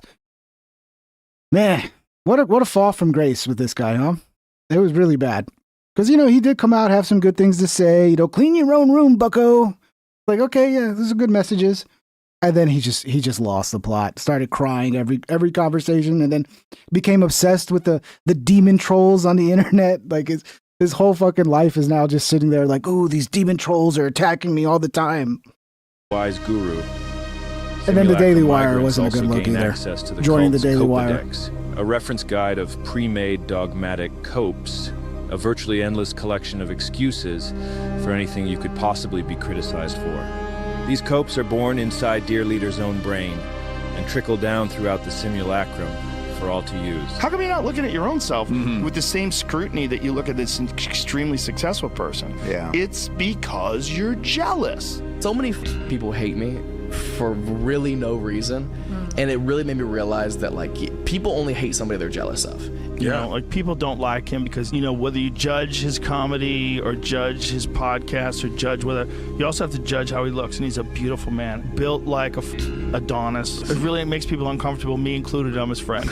I mean, people don't want to laugh at like physically attractive people. Like you don't want to walk on stage and have people looking at your arms rather than listening to your jokes. And when you can't get a date and nobody wants to you, because statistically nobody wants to date people who live in your hyper-real simulacrum, you can ease your inner turmoil by... Yeah, dude.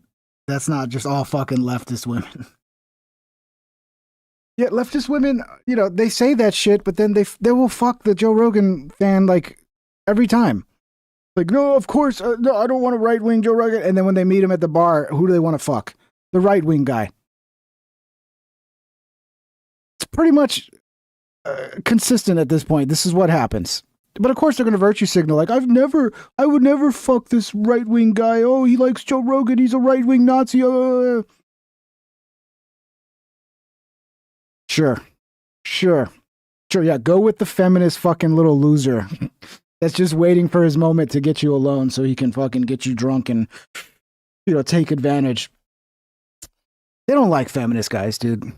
They don't. They'll fucking virtue signal that they do, but they really don't. By uttering the sacred comedy cult mantra. It's definitely not me. I think it's everybody else.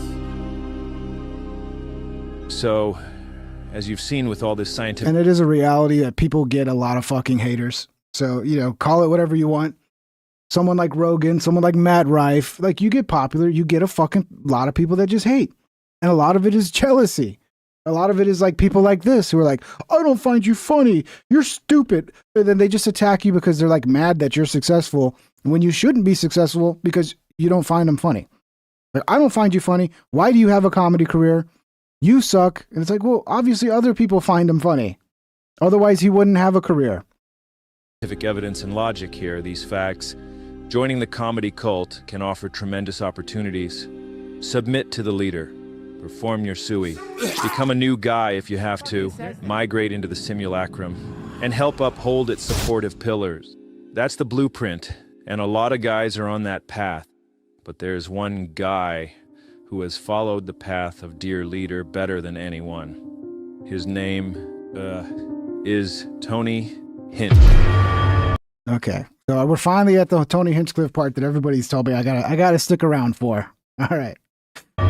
I love making fun of Tony too, so let's see how this goes. Sorry, I've just been dreading getting to this section. You know we try to be positive on here, but sometimes you gotta examine some real dark, depressing shit.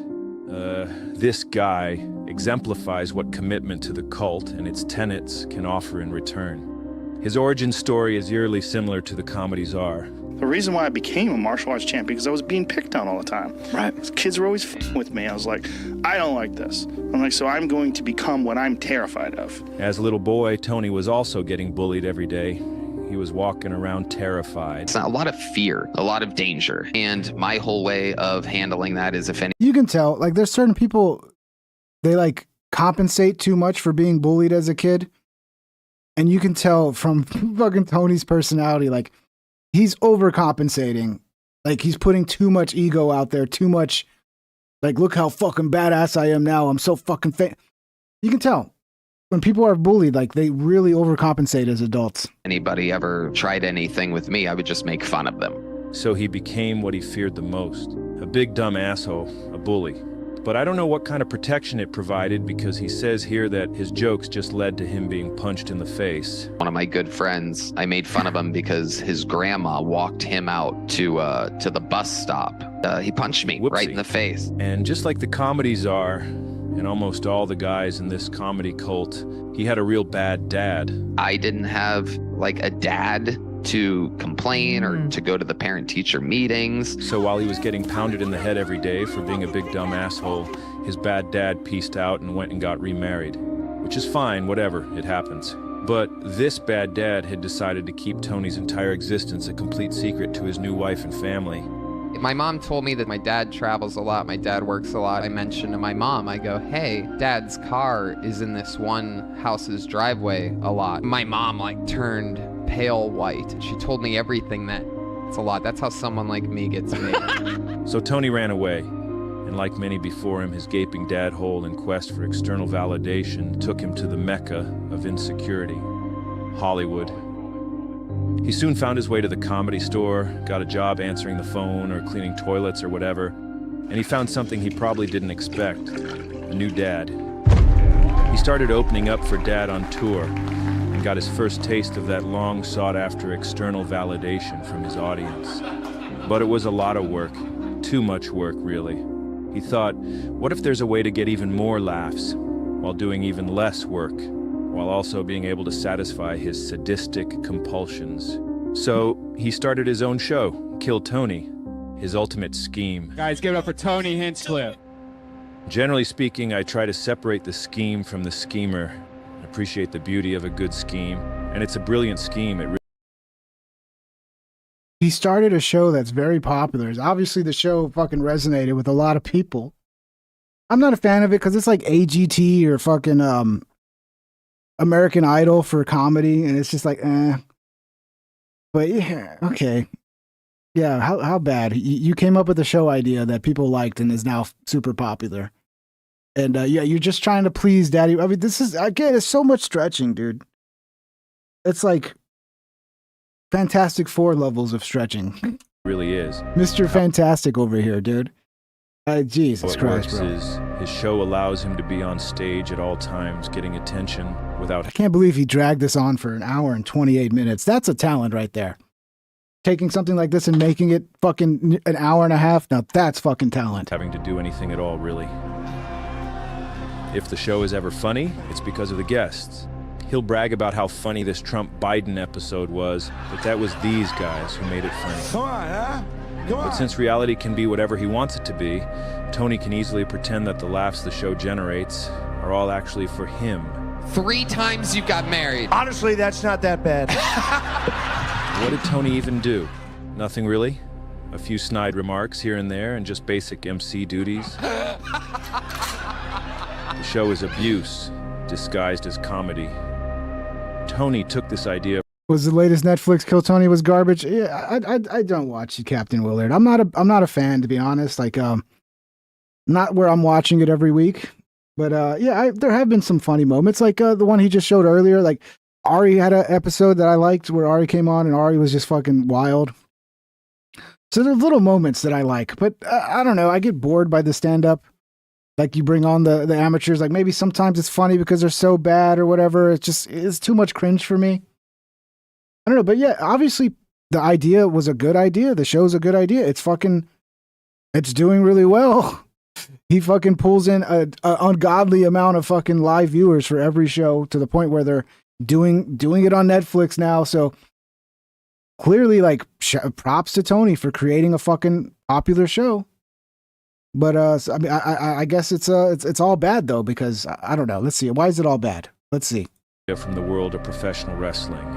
What makes pro wrestling so compelling is the concept of kayfabe, a collective suspension of disbelief, maintaining the illusion that the characters, the fights, and the drama are all real. Kill Tony runs on comedy kayfabe, but Tony flipped it. Where wrestling is fun theater disguised as violence, Kill Tony is violence disguised as fun theater. There's very few people willing to admit that they miscarried. Was that a sad time for you? It was the lowest point in my life. Really? Oh, wait, he's calling in right now. We have Despite all. Oh, see, yeah, you went too far with the jokes, Tony. Actually, I do think that is so fucked up. It is actually kind of funny to do that. But yeah, that's violence, dude. That's violence. Tony, you committed violence. All of them being followers of a comedy cult. No, they're all miserable. I'm encouraging you to quit right now.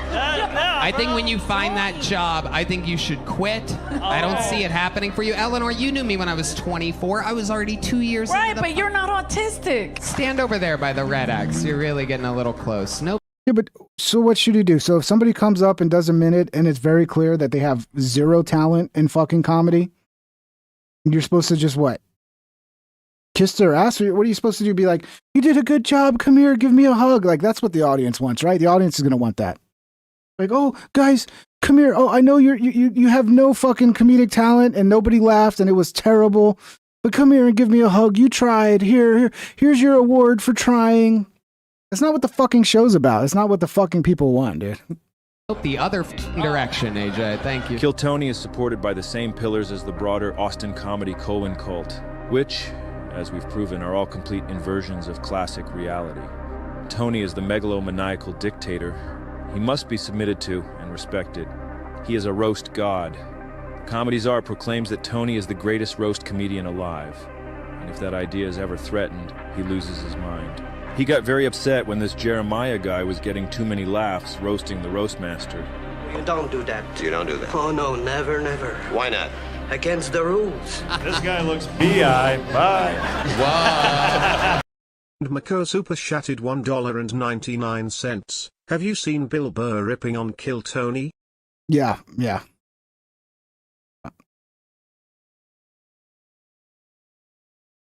Stop spamming, retard.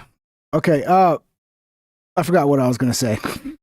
Have you seen Bill Burr on Kill Tony? Yeah, I remember Bill Burr was like not happy with the format. It's kind of mean. It's mean. It was just like Ric Flair. Oh, it's mean. You're being mean to people. Don't say mean things. It's like, that's what the fucking show is, dude. It's just like America's Got Talent. I mean, I don't know why I keep saying AGT, but American Idol. Were they mean to the people that came up there and couldn't sing? Yeah, they were mean. That was the show. That's what people wanted to see. That's what made people laugh. Like, oh no, don't be mean, guys. You're mean. You're destroying the career. It's actually probably helpful to a person to like break them out of their fucking unrealistic view. Like, because a lot of these people, they're like, oh, I can sing so good. And then you hear them, they're like, you cannot sing. You need to come back to reality and realize that you do not have this talent. And it's actually, you're doing that person a favor and trying to snap them back into reality. And it's the same thing with comedians. If you got somebody out there who's got this dream of being a comedian and they're just fucking terrible, you're doing them a favor and saving them a whole lot of time by telling them that. But no, it's mean. It's violence. It's violence, guys. Dude, it's such a leftist take, man. Okay. More reaching. Youth. Takes one to know one. Yes. Go have I actually did like this bit. I liked AI Mark Norman was pretty funny. your magic moment. This is the biggest thing in your career. Go do it. Go get it. Go get it. Is that a fucking school bus attached to your face? You flaming homosexual. Those jokes are landed. But that's what Tony does. That's his style of comedy. It's not really... I mean, insult comedy was pretty big. I'd say like 15 years ago, I think it was bigger. It's not for everybody. I don't know. I get it. It's not really for me either. I mean, I could be if it's really funny. But sometimes it's not funny. It's just like you're reaching. Like, what mean thing can I say? Takes one to know one. Yep. He allegedly cemented his title with this performance at the Tom Brady roast in 2024. If you actually listen to his jokes, they're, I don't know, they're really just okay. Tom Brady. Why do you look like a gay Tom Brady? But his fellow comedy cultists on stage help sell them and show you how to react. That's what it was. God, dude. Everybody fucking loved this. Okay, this is not some fucking conspiracy. This is one of his shining moments because everybody loved it. Everybody fucking loved it, but not this guy. This guy's the ultimate judge. He didn't like it, so therefore it sucked. No, but people thought it was funny. It was like the best fucking part of the whole show was Tony coming in there. But yeah, no, actually it was all just, it was because the comedians were laughing. Everybody got tricked into thinking it was good. That's what it was. This is straight out of pro wrestling. They all sell the joke in the same way a wrestler sells his opponent's attack. This joke here got a huge reaction. People in the Austin simulacrum were literally talking about it for days. Bert Kreischer is the king. He looks like if the Tiger King and the Liver King only ate Burger King and had a liver that looked like Martin Luther King got beat up by Rodney King. And I'm sitting here over and over again hearing how brilliant this was. Just feeling completely bamboozled. Because I already heard this joke on another roast 10 years ago. Lisa, Larry King, Don King, Rodney King, and Billie Jean King in the Burger King bathroom. Tony also got a huge buzz after he did this Oh, you fucked up, dude. Stealing jokes, or the writer stole jokes. It does happen, though. Is it a lot of times are jokes being stolen? I'm sure. But I've done it before where I've come up with fucking ideas that other people had already come up with, and I wasn't ripping that person off. We just fucking arrived at the same thing. It happens. But yeah, you could have been also ripping off Snoop Dogg. I hope Snoop Dogg sues Tony. Snoop, you got to sue Tony. Infamous joke roasting Puerto Rico. I don't know if you guys know this, but there's literally a floating island of garbage in the middle of the ocean right now. Yeah, I think it's called Puerto Rico. And again, I'm just confused because it was even better when this guy, Dylan Jarboe, did it on Kill Tony back in 2021. Yeah, I don't know if you guys know this, but there's currently a 500-mile peninsula of trash in the Atlantic Ocean, and I used to live there. It's called Florida. Oh yeah, gonna write that one down. All right, well, this is looking a little worse for Tony now. This is looking a little worse. But damn, I'd like to see somebody do this to like every comedian. Because I think if you did this to every comedian, you'll find jokes that are being reused. I did like this joke he did about how murderers never seem to dig deep enough graves. I know how to get away with murder now. Because I know where everybody that gets caught always so yeah, they always get a little lazy around burial time. You know what I never see on those crime shows? The body was discovered after being buried 75 feet deep in the ground. Until I realized it was just a cover of a Norm Macdonald joke. Like, these serial killers are supposed to be so shrewd and cunning, but then when it comes time for the grave, they get a little hasty, you know? And I would never, ever kill a lady in cold blood. But if I did, I would take her body to the woods and bury her in a very, very, very deep grave. I'd rather listen to the proper original, personally. But what do I know? And yeah, some people will say it's easy to arrive at similar joke concepts, but it's Norm Macdonald, for Christ's sake. It'd be like a musician putting this riff in their song. You might be right. This might be the one where I'm like, okay, I think he's got Tony on this one. I mean, if he's going through finding Tony, he's just reusing other people's jokes and finding multiple instances of it. Yeah, it's not a good look. Not a good look. Oh, don't play the fucking Nirvana fucking riff. What are you doing? Then being like, hey, I didn't know. I just arrived at a similar concept, I guess. It happens, but when it keeps happening, that's when it's like, okay, yeah. Oh yeah, maybe you accidentally pocketed my lighter at that one party one time. But if every time we smoke together, you pocket my lighter and walk off with it, it's not an accident. So yeah, I don't know, man. I do think there's way more joke borrowing than people realize. I think it's actually a big problem. But again, this is hyper-reality. Nothing has to make sense from out here in classic reality.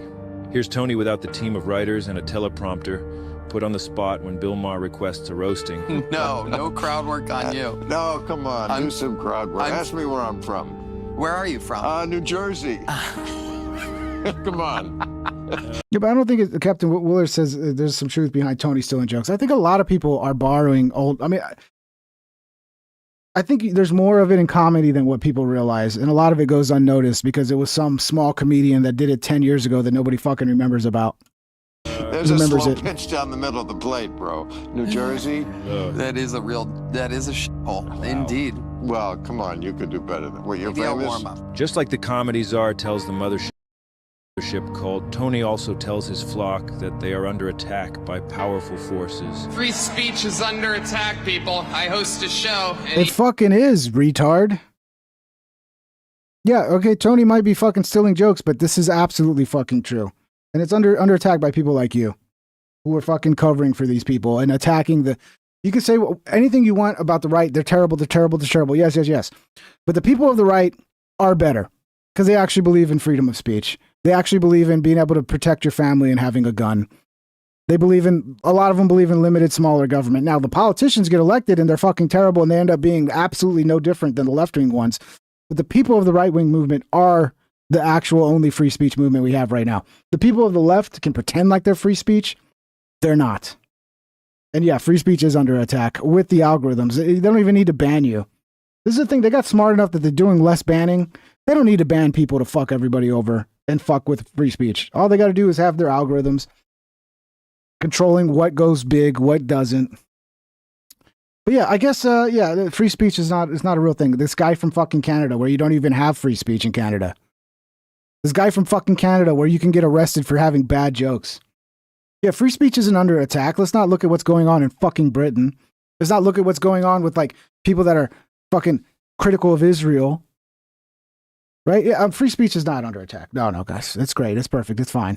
Each week I get updates what words we're allowed to use and not use anymore.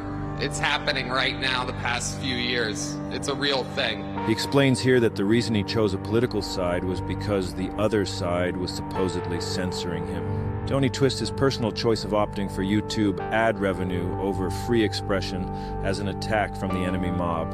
I've never considered myself a very political guy. We found out from YouTube that there's new words that they want us to censor. New words that you have to bleep out or you don't make money anymore. So I've become like a free speech angry guy. He became a free speech guy by Yeah, is he wrong? Is he lying? I mean, you can't even say suicide, you fucking pussy. You say suey. Well, it's part of the joke. It's funnier to say suey. No, you're saying suey, which is, it actually works because you're afraid of saying suicide and losing your fucking your ad revenue, dude. You've bleeped every fucking cuss word. Like, yeah, dude, it's not. Yeah. I mean, you can look, he did own fucking Tony with the jokes. He found some jokes that Tony recycled or stole. Bad look. But that doesn't mean everything he's saying now is a fucking lie. Becoming a censorship guy, censoring himself to get that paycheck as if... Yeah, like you just did, dude. You've fucking been doing it. So, okay. Okay, dude, yeah, we're not a hypocrite here. The Netflix deal wasn't enough. That's what Kill Tony is. There's no business element behind it. There's no networks.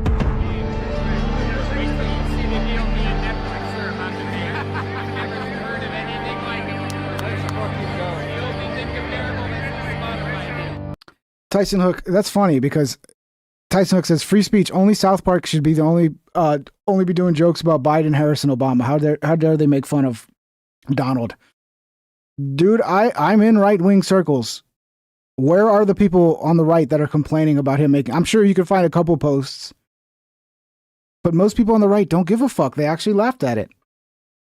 My biggest complaint is like they're recycling the old fucking Dayton Saddam shit. Like, to me, they could have found a new angle with South Park to make fun of Trump. Because, Trump is... Please, make fun of him. It's part of the reasons why we like him is because he's a great character and it's fun to make fun of him. So, yeah. The right's so mad about South Park. No, they don't give a fuck, dude. They don't give a fuck. Yeah, I mean, go read the Quartering post. I'm sure the Quartering's complaining about it. Who gives a fuck about what the Quartering says? That's the kind of backwards logic that only works inside this comedy simulacrum. Just an incredible example of the ability these cultists have to bend reality. Mid-century, are you fucking... you're not seeing what's right in front of your face, dude. I'm sorry. This dude is coming from a political standpoint. He 100% is. So does he at the end of the video pretend that he's not and it's us that are going to make it political? Dude, it's 100% political. Just there's no fucking way around it, dude. You can't pretend that it's not to me. I can see it. It's right in front of my fucking eyes, bro. But let's pretend it's not. Let's pretend it's not. That's cope for his own audience so that they can keep going around and saying, this isn't political. It's just... Clearly, this is all politically motivated. The show is sold as a chance to transcend the rungs of human existence to that higher level. Okay, well, those people are retards, Tyson Hook. Okay? I mean, yeah, this is the problem. Like, you can get like 10% of the base to be angry and fucking crying on Twitter. And now all the right wing is upset about South Park and Trump. No, I'm not seeing that personally. No one really fucking cares. I think my complaint is not that they're making fun of Trump. It's that they're rehashing the same bits from like 20 fucking years ago and they couldn't come up with a new angle. That's the part that annoys me. They're like, oh, we're going to give Trump the same fucking Saddam voice. We're not gonna like. I don't know. It felt like they got lazy with it. To a high-tier real comedian. That you are indeed the newest golden ticket winner here. My favorite part is the Kristi Noem's face coming off. The Kristi Noem, the way they did Kristi Noem was fucking brilliant. But what it actually is a multi-level comedy scheme, exploiting people's hopes of getting the hell out of their lives, and funneling money up to the top of the comedy pyramid to the big man, the comedy czar, everyone involved taking a little piece of the pie on the way up. The vibe of the show is terribly depressing, like watching a bunch of demons torturing lost souls. Look at it, boy, looking like he on trial for touching kids. He can't even say that. You look gay. Try to do better next time. You suck. There will be no next segment. You're blacklisted. Go.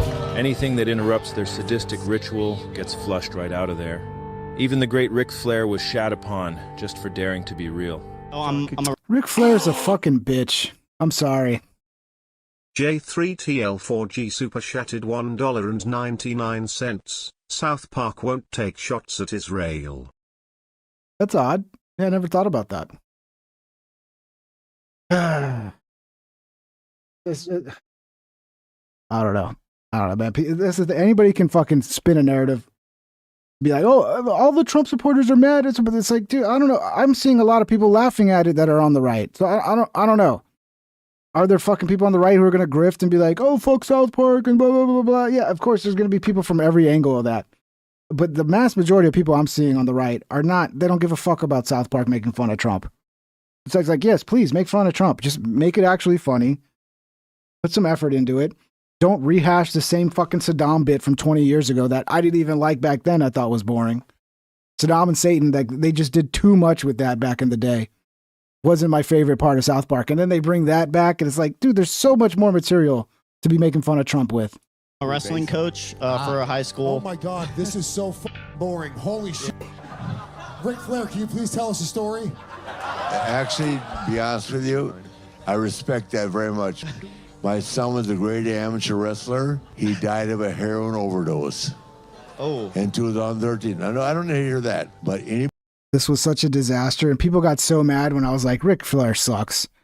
Like, he shows up and he's going to virtue signal about, oh, we're being me. Like, Tony does bear some responsibility. Like, did you explain what the show was to him? Because maybe he was completely caught off guard and thought it was going to be like this kumbaya fucking shit and not like a kind of a roast.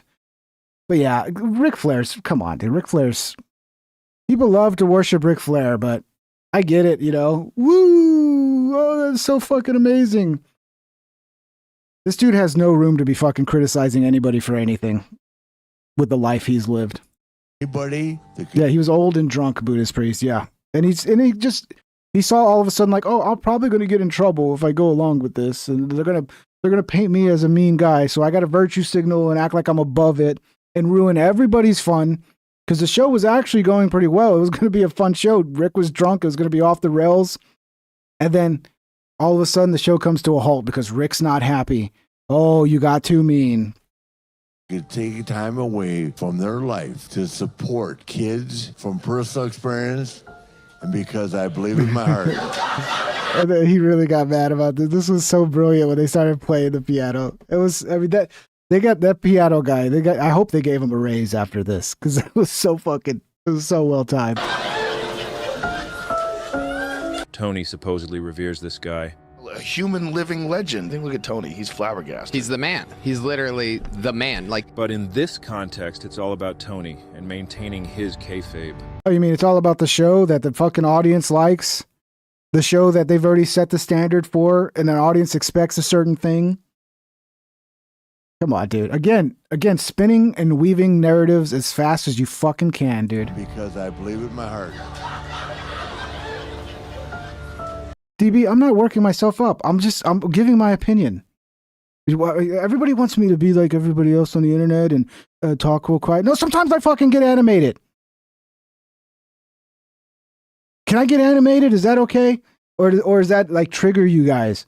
Does everything have to be guys, I'm too cool to fucking actually have any emotion behind anything I say. I'm just gonna talk like I'm on fucking some sort of psychotic drug that just makes me have no feelings or emotion. Sorry, that's not this show. This show's not get animated. Okay, I'll calm down. That was too loud.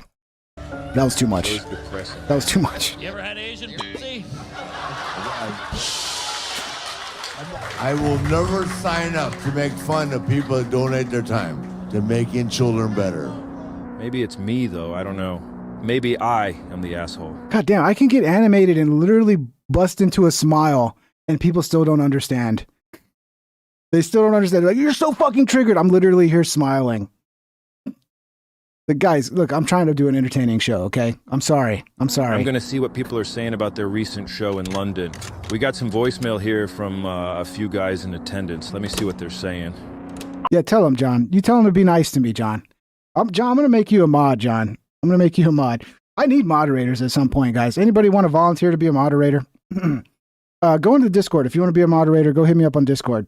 I'm going to need like 1 or 2 moderators just for like the spamming, you know, and people that are like really, really terrible and annoying.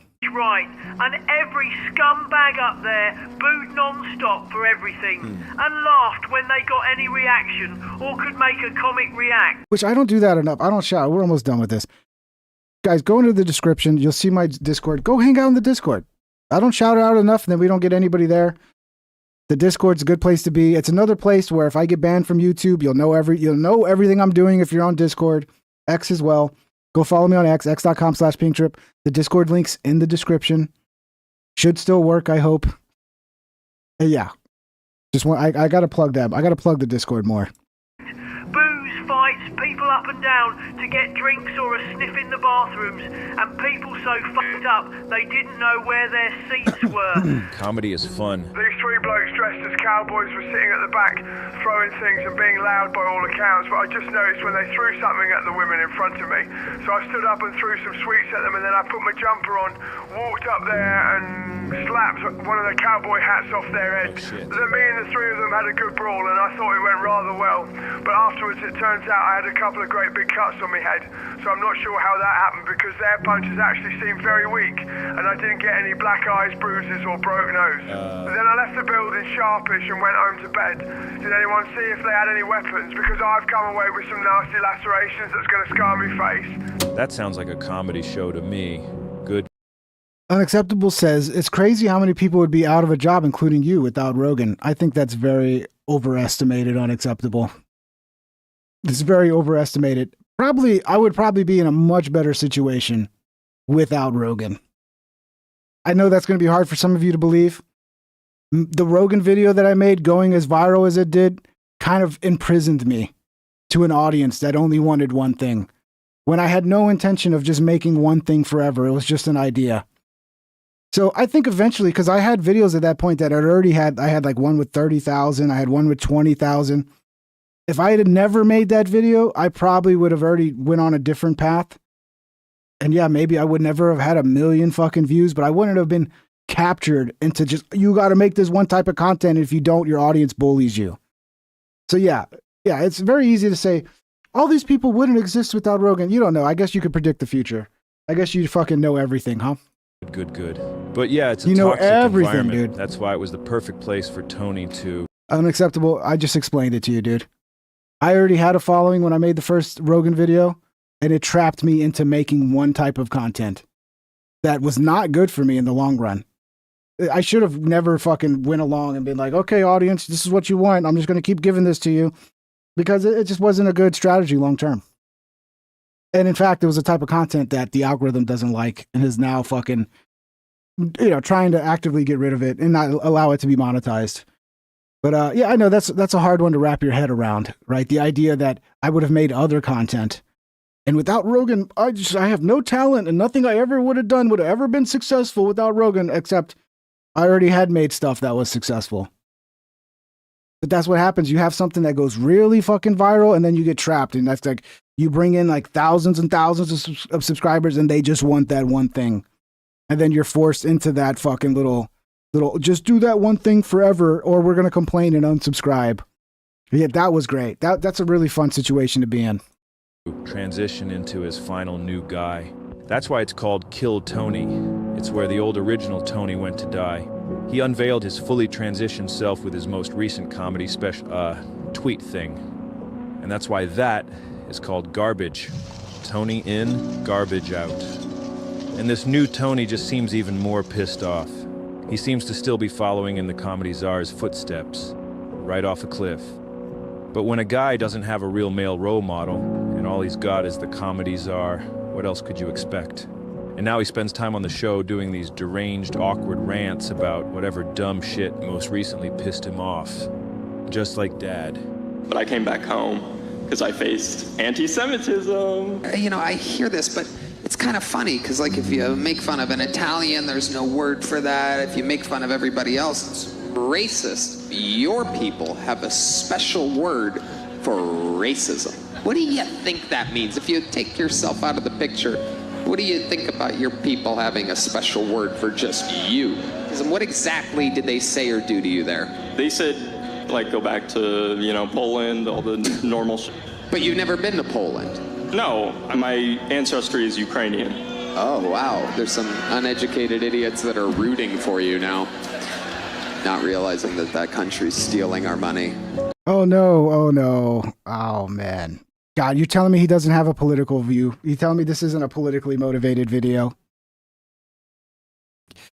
Yeah, Ukraine didn't steal any money. They're not grifting. There's no grift there with Ukraine, guys. No. Support Ukraine. They're the victims. It's all.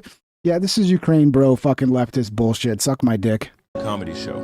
Ukraine sucks. Russia sucks. They both suck. Ukraine's grifting off of our fucking tax dollars, and they should pay us back. Everything. Pay us back with interest.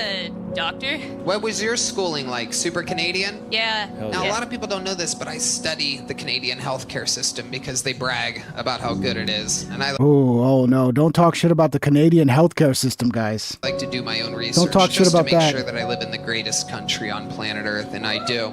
But Canada does rides now for anybody that wants one. Am I correct? No. I know more about your system than you. 'Cause It is an actual, yeah, of course the left are going to pretend like, oh no, that's actually your, no, dude, if you go to a fucking doctor there and you're talking about you're suicidal and you have fucking all this, they will offer it as an option. They will go, hey, you know what? If you really do want to go that route, you know, we have a way to do it to make it easy and it won't be painful and it'll, you know, that's a fucking reality. But yeah, that's not what it is. No, don't say that. Don't say that. Because I have we're the ones living in a simulacrum, right? We're the ones. Okay. Bit about it. Hopefully you can tell by now that that right there is a guy who has fully migrated into a simulacrum. There really is something in the eyes, eh? Suey eyes. That's definitely a real thing. It's hard to believe, but all this crazy shit is how the top of the comedy world works now. I was tempted to end the investigation there, but I just kept staring up at that photo of David Lucas. When you ask why as a kid, what happens if you keep asking? You either end up in theoretical physics or an insane asylum. And so I just didn't stop. And it got me thinking, if Tony can build his own simulacrum nested inside of the comedy czar's simulacrum, then... That's not how it works, Doc Jeffrey. Okay, maybe I got one little detail wrong. Can you have government-assisted suicide in Canada? Yes or no, Doc Jeffrey? Will the government offer that option, Doc Jeffrey? I guess it's not, huh? It's not that the government doesn't offer that. That's a lie? Or is it just we're getting one little detail because first they'll offer you all these other things before they offer you that? No, dude. If the government is offering assisted suicide to people who are suffering mental health crises, going through depression, to me that is fucked up. What if Joe, are we gonna have to the dive into that? Simulacrum is all... Are we gonna have to dive into that so I can prove that to be true? That that's actually going on? So, nested inside a bigger, more powerful simulacrum. Well, guess what? It is. You just need to follow the breadcrumbs. It's actually not that called made, is that what it's called? Difficult. Everything's right out in the open. See, that's what they'll do is like you get one little detail wrong, even though you're overall right about what you're saying, but you get one little detail out of place and it's like, oh, no. Okay, dude. Which is part of this bigger cult strategy. They hide in plain sight, and they lay their plans out in public for all to see, because people tend to think if this were real, they would be hiding it. What's your problem? Anyways, remember Joe's buddy Duncan? Warning him about what might happen now that Joe's podcast had become so massive and influential? About guys from deep dark wells of influence penetrating Joe like a battering ram and using him to blow radioactivity all over the world? Well, he was spot on. And thanks to Guru David's guidance, we figured out who those evil penetrators are. They are a self... You should have made this whole video just shitting on David Lucas. Because that's somebody we can all agree that sucks. I think everybody, right or left, we can all agree that David Lucas sucks. That should have been the fucking focus of this video. Fulfilling prophetic... But it wouldn't have got as much views. Doomsday cult. Run by technocratic billionaires who want the world to crumble so they can rule over its ashes. An Armageddon death cult, obsessed with the demise of humanity, and hell-bent on making it happen as soon as possible. Comedy. I discovered this plot almost by accident, while taking a break from all that thinking. I sat in the tree outside my cabin, started reading this book I picked up at a garage sale in town. It was called The Lord of the Rings. And, while reading it was supposed to be a break from all that thinking about the comedy hell world, but it actually ended up illuminating the pathway to the truth about how comedy got so shit. So, in this story... I've been watching this for way longer than 1 hour, bro. This is an hour-and-a-half video, and I think I'm going on 3 hours being live. Yeah, I'm over 3 hours. This is way longer than an hour. And the reality is, if you watch a video for an hour and a half, you know, it's an hour-and-a-half video. I need to add at least an hour and a half of commentary. That's the way it goes. The way it goes. You want to at least double the time of the video you're watching in commentary. But yeah, it's almost over, guys. You know, I gotta piss, but you know, we made it this far. Let's, you know, I don't know. It is getting hard to keep watching this. It's getting hard for me. This is like an endurance test. This is like a test of endurance. These ancient elf guys created magic orbs called the Palantiri. These orbs allowed... Pigeon asks, why aren't you making the same videos? Well, Pigeon, I still am, but I'm doing them when I want to do them instead of just trying to just please just one audience that just wants this one thing over and over and over. Like, I'm done doing that. When I have an idea that I like, which I do actually have one right now that I will probably start working on pretty soon, but they're going to be more special. They're not going to be just for a month. But a big reason why I'm not making them the way I used to, Pigeon, is because eventually you get a little bit of burnout when you're making the same thing for 7 years, especially when the algorithm is not sharing them anymore. You know, people think like, oh my God, like your views are so bad because you're not making these videos anymore. No, my views have been going bad even with those videos for a long time. And if you paid attention to what YouTube has been saying about their changes, and then also the AI changes where I have to mark it as like AI bullshit, it gets retarded. So let's see what the last ones I did was. In the month of from May to June, I did 4 of them, 16,000 views. Okay, this should have been 100,000 easy, dude. This one was a huge fucking moment during Rogan. Some reason this could barely get 40,000.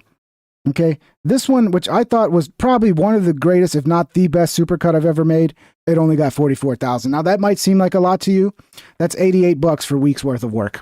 Sorry, at a certain point you're like, I can't keep doing this. I'm gonna go homeless. So yeah, I'm gonna make other content. This other content already fucking generates more money than fucking what this shit did, because this was making me having to live off debt to keep fucking make these and like just taking out more credit card debt so I could afford to fucking eat while I'm making these, hoping that one of them will pop off like they used to. But no, none of them do anymore. None of them do. It's weird because I could make the same video on the same day as somebody else making a video about this same topic, you know, the Zawi versus Rogan shit, and their video will get 500,000 views, and mine just never gets pushed to anybody. Just never gets pushed. So at a certain point, you're like, what the fuck? I can't keep just doing one thing that the algorithm refuses to put in front of the people who want that thing. So it puts me in a fucking spot where it's like, okay, let me just keep making the same thing over and over. No, I got to change things up. And thank God I've always done live streams, so I have an audience that likes the live streams. It's not huge. But over time, maybe the live streams will grow. And when I feel like making other content, I'll make that other content. But yeah, I mean, it's just like, what do you want me to do, man? You guys think there's so much money, or like I'm throwing away something not making these? No, I'm throwing away making $88 for like over 40 hours of work. Okay, guys. Yeah. And honestly, I think YouTube's throttling the fuck out of them. They've made me list them as altered content. That they crashed big time when I had to start checking that altered content list, the altered content box. And then, you know, a lot of this, there's also like I forget what it's called. like reused content. They're getting more harsh with that reused content shit. And it seems like the writing's on the wall. YouTube was going to do me like Facebook did me, which is not recognizing the transformative nature of my work and just considering it reused content and not letting me make any money. Clearly there's a problem there. So yeah, it is what it is, man. And it's cool because I'm already burnt out making these. And like, yeah, I think the last ones I've made are fucking great. Even though I'm burnt out, I still fucking put in the time to make it good. And I know if I'm not like, my mind's not into it, I have to take a break and come back to it. It's like a video game you've been playing for like 10 years. You can't really play it as long as you used to. You can still play it for 30 minutes to an hour and have fun. Because to me, the key of like making good content is you have to have fun while you're making the content. It can't just be fucking, there's some people that have just content that's just cookie cutter and they don't even have fun. They just follow the formula. And it's like, I can't do that. Not to make like good comedy. It'll just be like just throwing shit at the wall and seeing what sticks. But yeah, I'll still make them. I'm just going to make them when I want to make them. When I think there's something worthy of making. And it is what it is, I don't know what to say. Guys to see and communicate across vast distances with other guys who had an orb. The orbs were meant to help gain and share knowledge and make society work better. But you had to be very smart and strong. Yeah, Aaron, I'm making money because of this live stream. That's why I'm making money. I would be, if I was just fucking relying on the supercuts, I'd be having to live on probably like $400 to $600 a month. Maybe if I had a big month, I'd make like 800. Still not making great money, but I'm at least making enough. I'm not going to fucking go homeless. Most people are just really stupid. It's just the way it is. These orbs weren't inherently evil. They didn't necessarily lie, but they could show a selectively narrow version of reality. And if you had a double-digit IQ and tried to use one, you'd end up confused. Hey, blame gravity. Both those things can be true, right? I can be burned out from making them, but then also YouTube can have a problem with them. Both the things can be true, dumbass. But yeah, good own, dude. You own me, bro. Misled and completely. I'm done with this video, dude. I can't take it anymore. It's too long. To go that fucking. You could have cut this into like a 40-minute video. It still would have been long. But like an hour and a half, dude. It's I don't know. It's too fucking much. Look at all this other stuff I wanted to talk about. But yeah, this is. I do not think some episodes of the Joe Rogan. This is who these people are. Let's not forget. I do not think some episodes of the Joe Rogan Experience are okay. I have issues with a lot of the people that... See, these people are smart enough not to have this argument because this argument doesn't sell. But make a shit post and make it funny. That works 100 times better than actually coming out and having an argument like this that people will just laugh at. Joe Rogan has interviewed. Most specifically, I do not like the fact that he reaches into alt-right groups. Well, no one gives a fuck what you like, dumbass. I can't even tell people if they're British or Australian anymore. What happened? And platforms I used to be able to know the people with difference. very racist, very hate-filled ideas. I hate that about his podcast, and I really do not like. Some people are just so fucking annoying when they think they fucking own you because you take the time to respond to them. That yeah, goodbye, blame gravity. Go somewhere else and annoy somebody else, please. Like the idea that is so widely supported sometimes. However, if we are sticking to the issue... I take the time to fucking explain something to you, and that's you owning me, right? Okay. Issue of these two particular podcast episodes that people are so upset about recently. My main question is, what opinions deserve a platform on Joe Rogan Experience? And the main hurdle for me, whenever someone shares an opinion on a podcast, is she Aussie? I mean, at first I thought she was British, and I'm like, wait, this could be Australian. I don't know. Sometimes it's hard to tell for my dumbass American ass to tell if it's British or Australian. Is this person qualified to share the opinion that they have? Is this person considered an expert in their field? And when we bring up these two episodes that have caused this furore, they are actually concerning two people who I would deem experts because they are a cardiologist and a So this is the thing. He's platforming people that are spreading terrible misinformation. And then it turns out, oh, actually, the people I'm talking about were experts, but they disagree with the other experts. So we got to take the experts that everybody. Dude, this is where we're going with this shit. This is that freedom of speech, not freedom of reach. Why would you platform that person? How dare you platform that person? This is who these fucking people are. vaccine scientist. So it's an interesting conversation because although we have two experts who are very educated and are very informed in their fields, they are two experts who disagree with about 99% of their peers who are also experts. So we kind of have a situation where if we had all these experts on this particular topic in a room, 997 are saying one thing and 2 or 3 experts are saying another. Okay, so yeah, so if there's a bunch of experts and like a couple of them agree, we're not allowed to listen to the ones that disagree.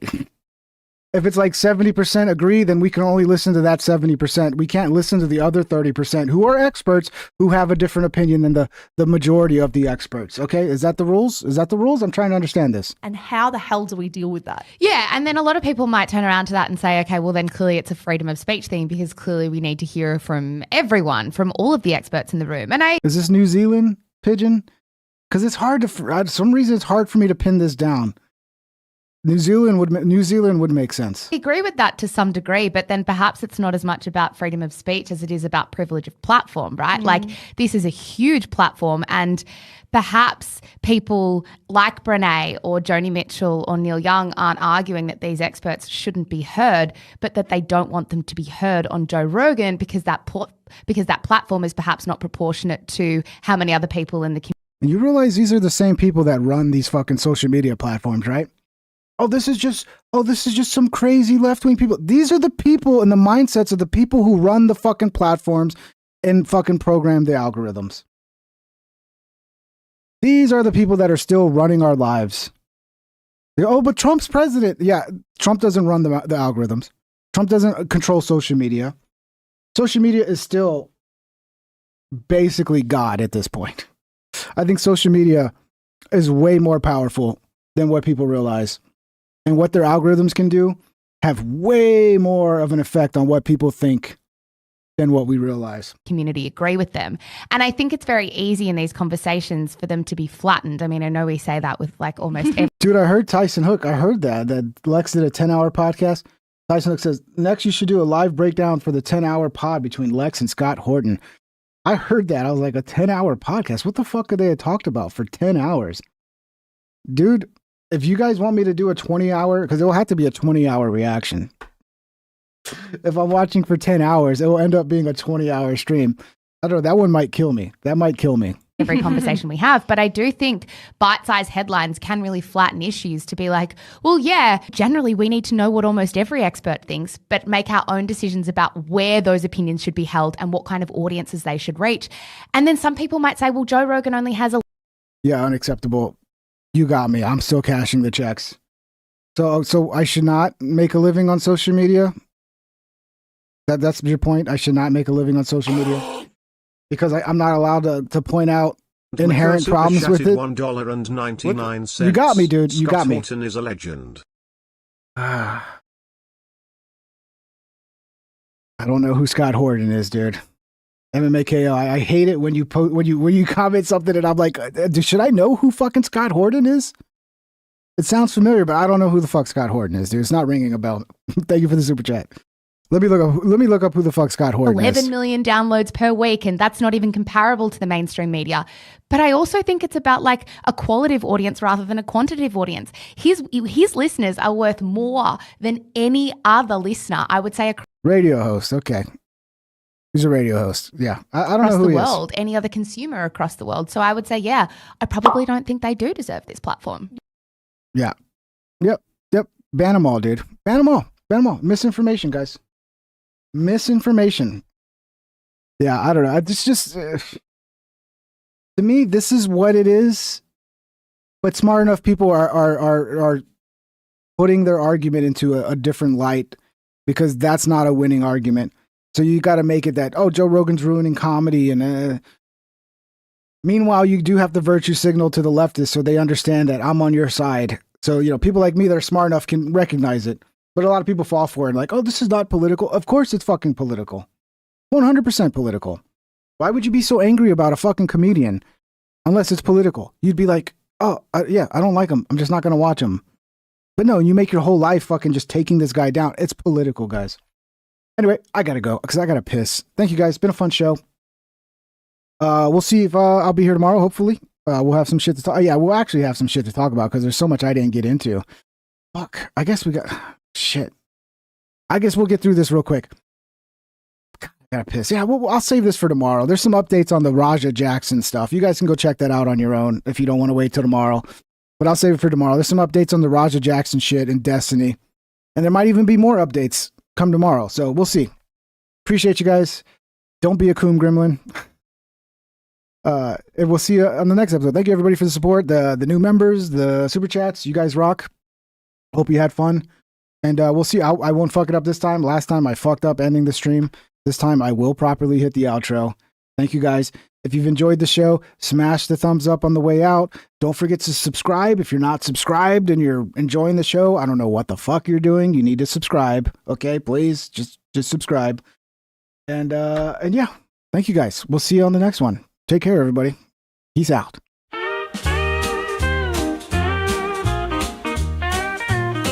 Please subscribe and hit the like and ring that bell if you want notified.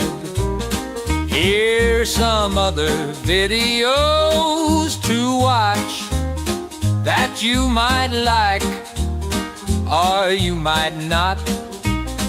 Have a great day, my internet friend. I hope I'll see you once again. Please subscribe and hit the like and ring that bell if you want notified.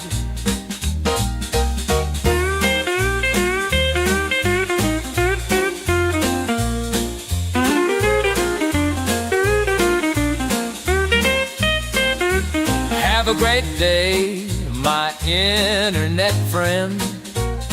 I hope I'll see you once again. Please subscribe and hit the like and ring that bell if you want notified.